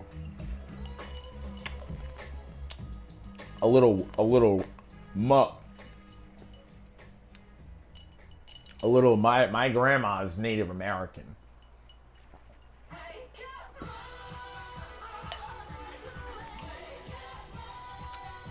You know my grandma's Native American, right? Yeah, all right, pal.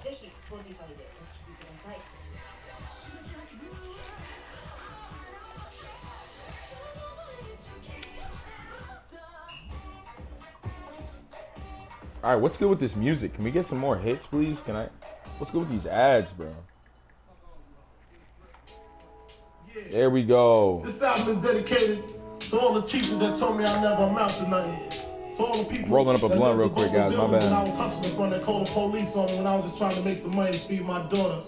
Yes, sir. In the struggle. You know what I'm saying? It's all good, baby. Baby. It was all a dream. I used to read Word Up magazine. Salt and pepper and heavy D up in the limousine.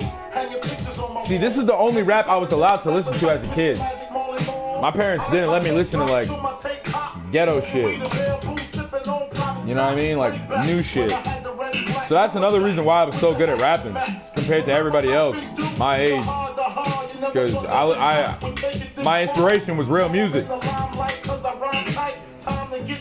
The shit that inspired me was the same shit that inspired the niggas who they listened to. You know? The niggas I was making music with were inspired by the niggas coming out when I was making music. You know what I mean?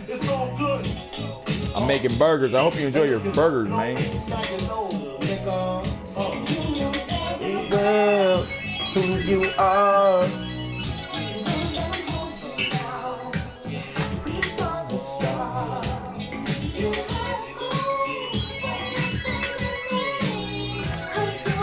All right, now we're really gonna cook Kai Care Friends. All right, enough playing around. Now I can smoke this guilt-free and kill the entire thing.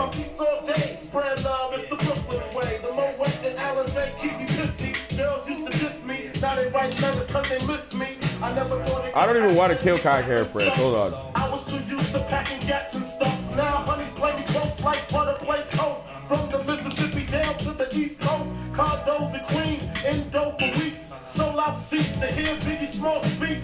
Living life without fear, putting 5 carats in my baby girl ear. Lunches, brunches, interviews by the pool. Considered a fool cause I dropped out of high school. Stereotypes of a black male that's understood. And it's still all good, And if you don't know, then now you know, nigga.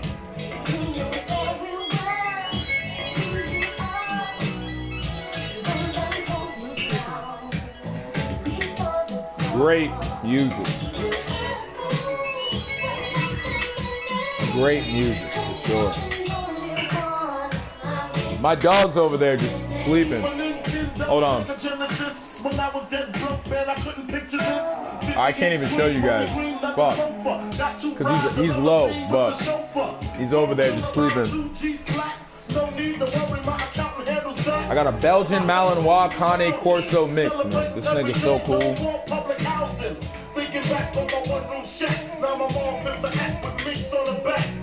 And she loves to show me off, of course. Smiles every time my face is up in the store. We used to fuss when the landlord dissed us. No heat, wonder why Christmas missed us. Wonder why Christmas missed us. See, that's just a lyric for a lot of people, bro. I don't care. And there's a lot of people. But one year, nah, bro. I literally, like, when you're in the group home, I mean, before that, I had abusive parents that were neglectful enough for me to get pulled out of my house. So, there you go. But even once I left home, and I got put in the shelter, bro, you think there's Christmas at the shelter, nigga? That's where I lived till I was 18, bro, every year. And when the holidays come, I will say this. There was a couple programs I was in where, when I was at Warren, I lived at Nappy Main Street in Warren, Rhode Island.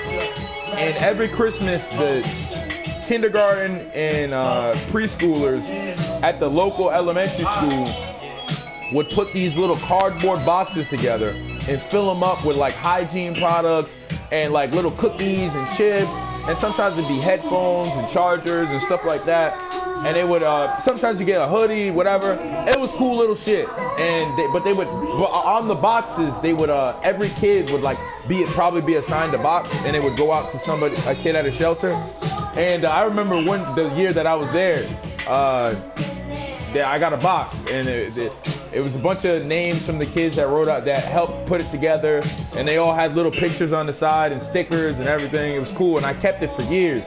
One day it finally got fucked up by the weather, like 2 years ago, but I kept that shit since I was a kid, because it was like, it meant so much to me. I was like, wow, like, that was dope. And then after that, it was downhill. Like the next house I went to, our manager that year for Christmas, she ended up pocketing the money. She ended up getting fired for larceny and all that shit. Yeah. But she was robbing money. She was stealing from the food budget and shit too. So we would get like a stipend per month or per week or whatever, or the government would give the group home shelter $200 a week, $300 a week to feed 8 to 12 people, which is crazy. And they would, and this bitch was taking money off of that. They said she started off taking like $50, $60, $70, and then it turned into almost half or more. And then there was weeks where we would have no food. We had no food, and they had to do a cancer investigation. Child services came in with the big wigs. They got everybody situated. We didn't have no TV and everything. And then what happened is me and a couple other kids, we were like, nah, this is crazy. We started calling. They would tell us, they were like, oh, all you can do, you can't do shit. Just call the program. I mean, call the state and complain. And we complained and complained and complained and complained. And finally they did a fucking investigation and came in and they said we could have TVs. They made them get us a PS4. Nigga, shit. We had internet, all that crap. I was like, yo, this is crazy. All the food that was locked behind the door, they took the locks off. We had access to food whenever we wanted. They increased the budget to like $400, $500. It was crazy, man. It was great. And then that was the last group home I was at. I was always a liberator, man. I was a liberator. I went to jail and shit, bro, for my roommates, for my housemates. Not even because I gave a fuck about them individually. It's just like, who else is gonna die? Who else gonna fight? I've always been an Aaron Yeager ass nigga, bro. Always, bro. The only way to live is to fight, bro. Even if it meant I had to lose, you know. Like I came back to the house one time, and I've been AWOL, because that's what they call it when you leave the group home without permission. They call the police, they report you, they put out APB, and you're reported as a missing person, and you're considered AWOL as a ward of the state. And that happens pretty much every time. It's ridiculous that they do all this shit. But I was AWOL and I came back, and these niggas came to me. This kid Manny Garcia came up to me. He was like, yo, Mike, bro, they haven't unlocked the door in 2 days. And I was like, what? And I had left on like Friday, and it was like Sunday, and they were like, yo, we haven't eaten. Like niggas came. I guess somebody from the crib, this nigga Lease, his peoples came with some pizza and some wings and gave him some shit, and he pieced a little bit of what he had with niggas he fucked with in the crib. But that was about it. That was all the motion they had going up in that bitch. So I was the type of nigga, I was always a crash out, bro. I was a crash out. So are we back? We're good.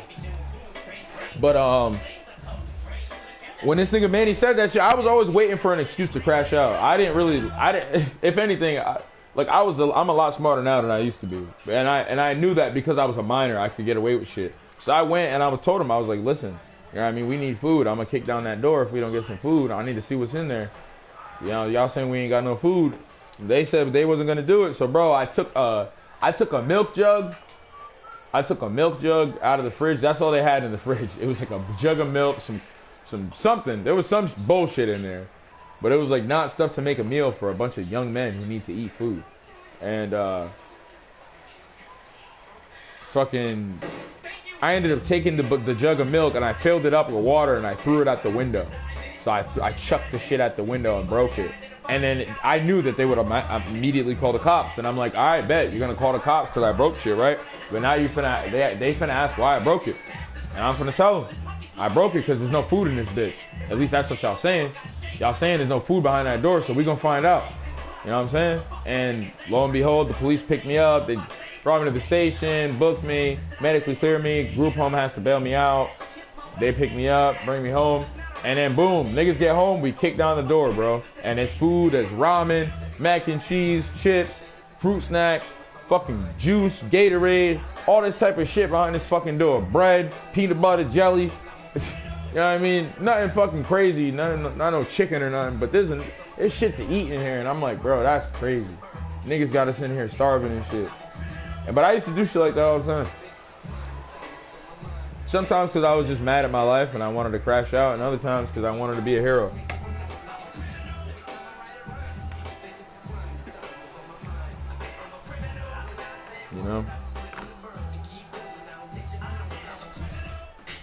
I think that's why I did it.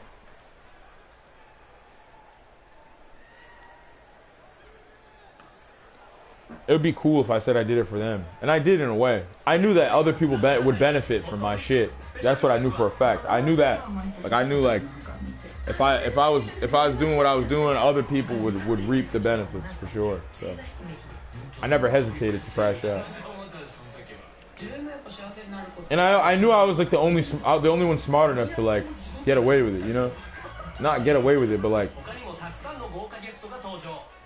cause I did. And every time somebody tried to do some shit like I was doing, crashing out and shit, the way I was doing it, they get in trouble and they wouldn't know how to work their way out of the situation. I just know how to talk, same way I know how to talk now. Honestly, I knew how to talk way better back then. My brain worked fully. Before all the drugs and brain damage. I'm gonna hit this blunt real quick and we're gonna play this bitch.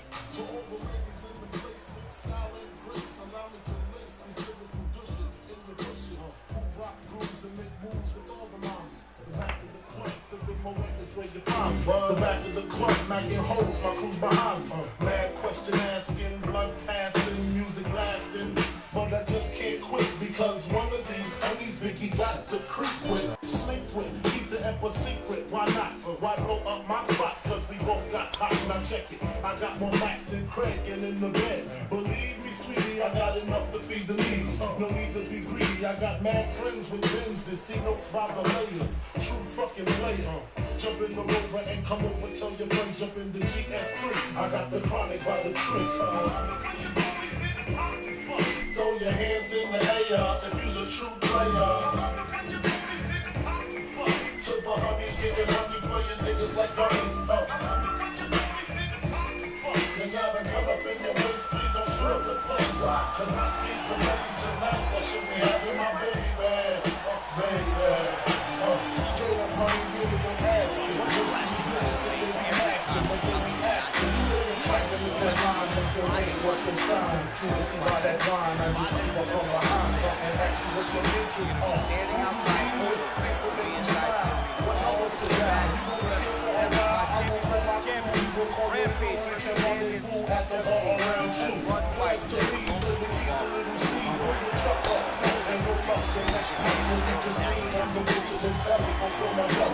A T-bone steak, cheese, eggs, and roaches. Great conversation for a few, cause if a few gon' do what we came to do, ain't that right, boo? So get the trouble, we just go to the crib and watch a movie on the jacuzzi, smoke L while we do it. Why get the side control? He's gonna try to control it, then find a position. Nice elbow from the bottom. Hard to win a fight, fighting off with your back, but he's effective here. Close guard, all the elbows continue to rain down, and he's already started to do some damage. Doing a great job of going no weapon, whatever's available, he's taking.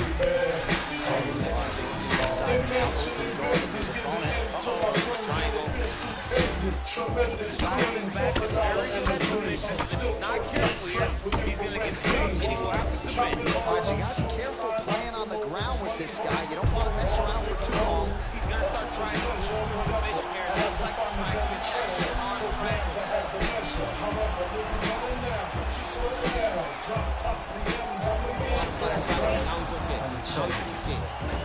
Tell your friends. Oh, nicely done there as he escapes back to his feet. Shit, we can do this every weekend, man. Looking to land the leg kick now. That out with you? Oh, and he lands a punch there. Good connection by him on that. Great connect, so fast, so accurate. Watch the ability to land anywhere. Blocks the shot.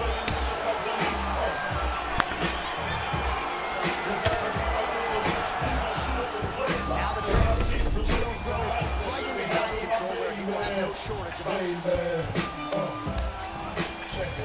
All right, well, both fighters pretty comfortable on the ground, DC, but you've got to be very careful hanging out here for too long if you're his opponent. All right, he's trying to control posture here. Now trying to hip escape. He's just trying to move out of this position off the bottom. All right, gotta be careful playing around inside his guard. Absolutely, John. That's why you don't sit in a full guard. When you sit in a full guard, it gives these guys too many opportunities to chase submissions, and now he's jumping on a triangle. Well, he has done some serious damage with these elbows, DC, and if you're on the other side, you gotta figure out a way to stop this from happening. You gotta get those hands up. You gotta block whenever you're in tight. Make sure you're not taking all these nasty elbows. Working off of his back here. Looks like he may try to hip escape.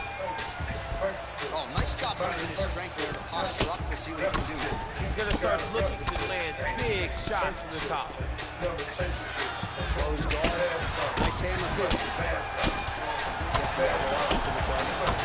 Oh, another huge elbow landed there by Sean O'Malley.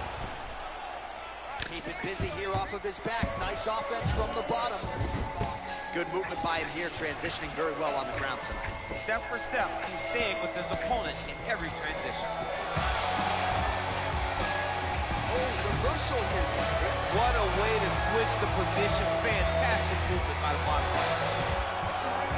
Oh, working hard to get back up again, and he's there. Ooh, head kick lands. Hurt. Yo, Fly, get the fuck out of my room, bro.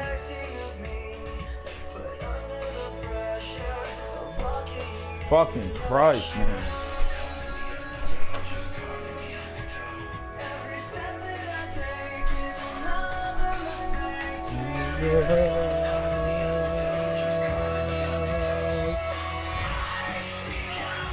You're fucking me up with Marab, you stupid Fly. Well, you gotta like the way he has started this fight tonight. He has come out aggressively, connecting on a lot of shots here in this first round. No doubt, a crowd-pleasing approach from him here tonight. Oh, you see him land the jab there. He's got the reach advantage. Might as well use it. Going orthodox now. Stuffs that takedown attempt without issue. And they second it. Just out of range with that right hand. Bro, you have the doors open. Get out of my room. Big punch land. You little Fly.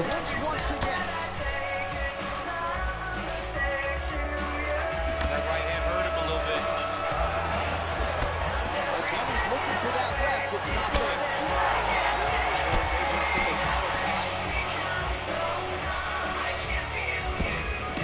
And that one certainly found the target. And again, shoots for a takedown. Again, takedown stuff. The guard has the right hand.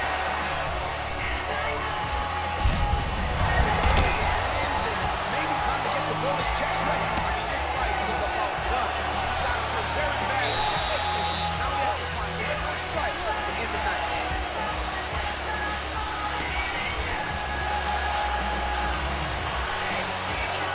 Well, he's looking for that left hand. Just out of range, though, with it. Great punch land. So he's really starting to put together some significant body shots here. These are going to take their toll as this fight goes on.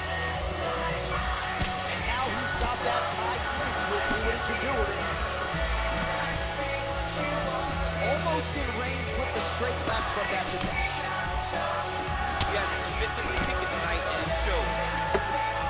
A little struggle here now for position in the clinch, and we see a lot of these. He gets the takedown here. Now we'll see what he can do with it. Let's see if he can secure top position after working so hard for that takedown. All right, so inside the open guard of his opponent. You got to be careful playing around for too long here on the ground with this guy. Oh, nice job to reverse position on the ground. It was bad, but now it's not so bad. What a fantastic sweep. Now connects with a right. Oh, good kicks there. Well, a lot of people think he might have the best jab in this division, certainly using it effectively. I think one of the best jabs in the world across all combat sports. The way that it just comes out, it's beautiful. The backside hand is always at the chin. The elbows tucked to the ribs. The jab goes out. The jab goes right back to the face. It's picture perfect technique, almost like a Thai class or something like that. Bro, get out of my room, bro. The door's open, bro. And now he engages in a Muay Thai clinch, and I think a lot of people watching wonder how you can control an opponent like that. Hard to get out of. And he gets the takedown. All right, good movement by him here on the ground. He really is a master of these transitions. He is a master of Shut the fuck up. never know where he's gonna be. What the fuck is this? Well, anytime I wanna listen to Eminem singing sonatas. with this fighter, you're potentially playing with fire. Oh, doing some serious damage with those elbows. I think the cut man's getting anxious there in the corner. Cut man better get his stuff together because he's gonna have some work to do in between rounds. He is slicing apart with those elbows. Nice work here off the bottom as he delivers a nice elbow. Get the fuck out of my room! Able to land with the left hand there. Now it's his mouth. Get the fuck out. Yeah.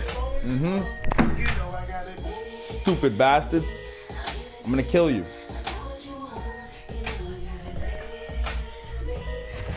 I'm a homicidal maniac, and you're in my house. Now I'm getting choked out by Marab, bro. All because of Fly, bro. Now that the Fly's gone, Sean O'Malley will lock in.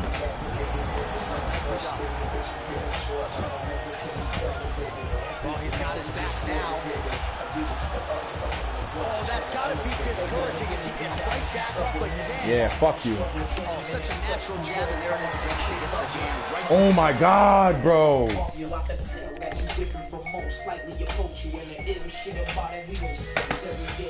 Bro, come on, man.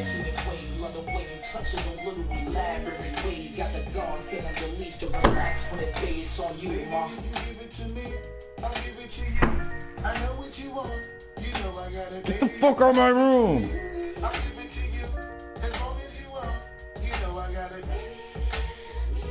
Ah!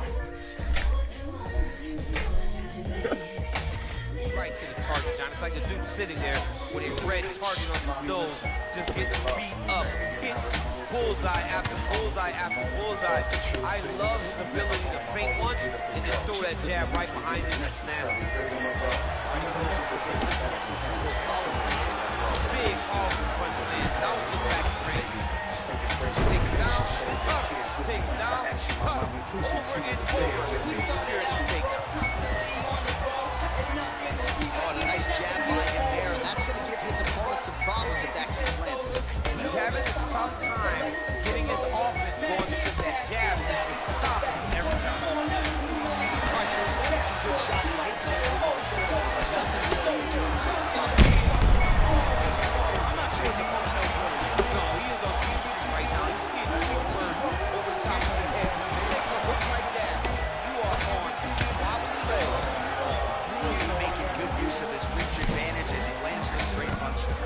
Now goes in and secures the takedown.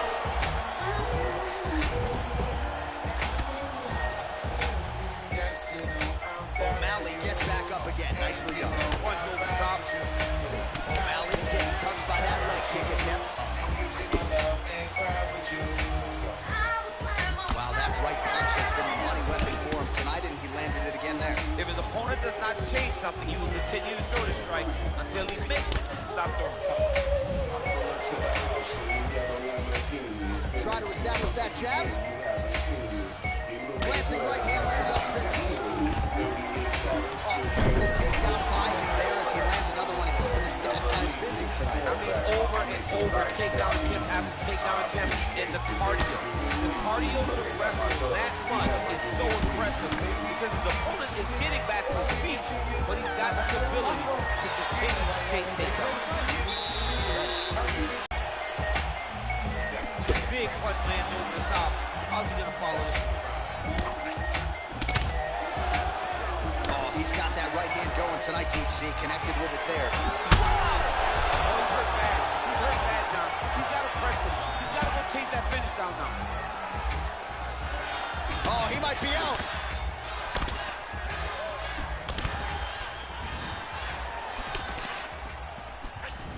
All right, so maybe he goes for another takedown here, and it's the setups too, right? He's not blindly shooting from the outside. Maybe he'll get... Beautiful level change, leads to the takedown.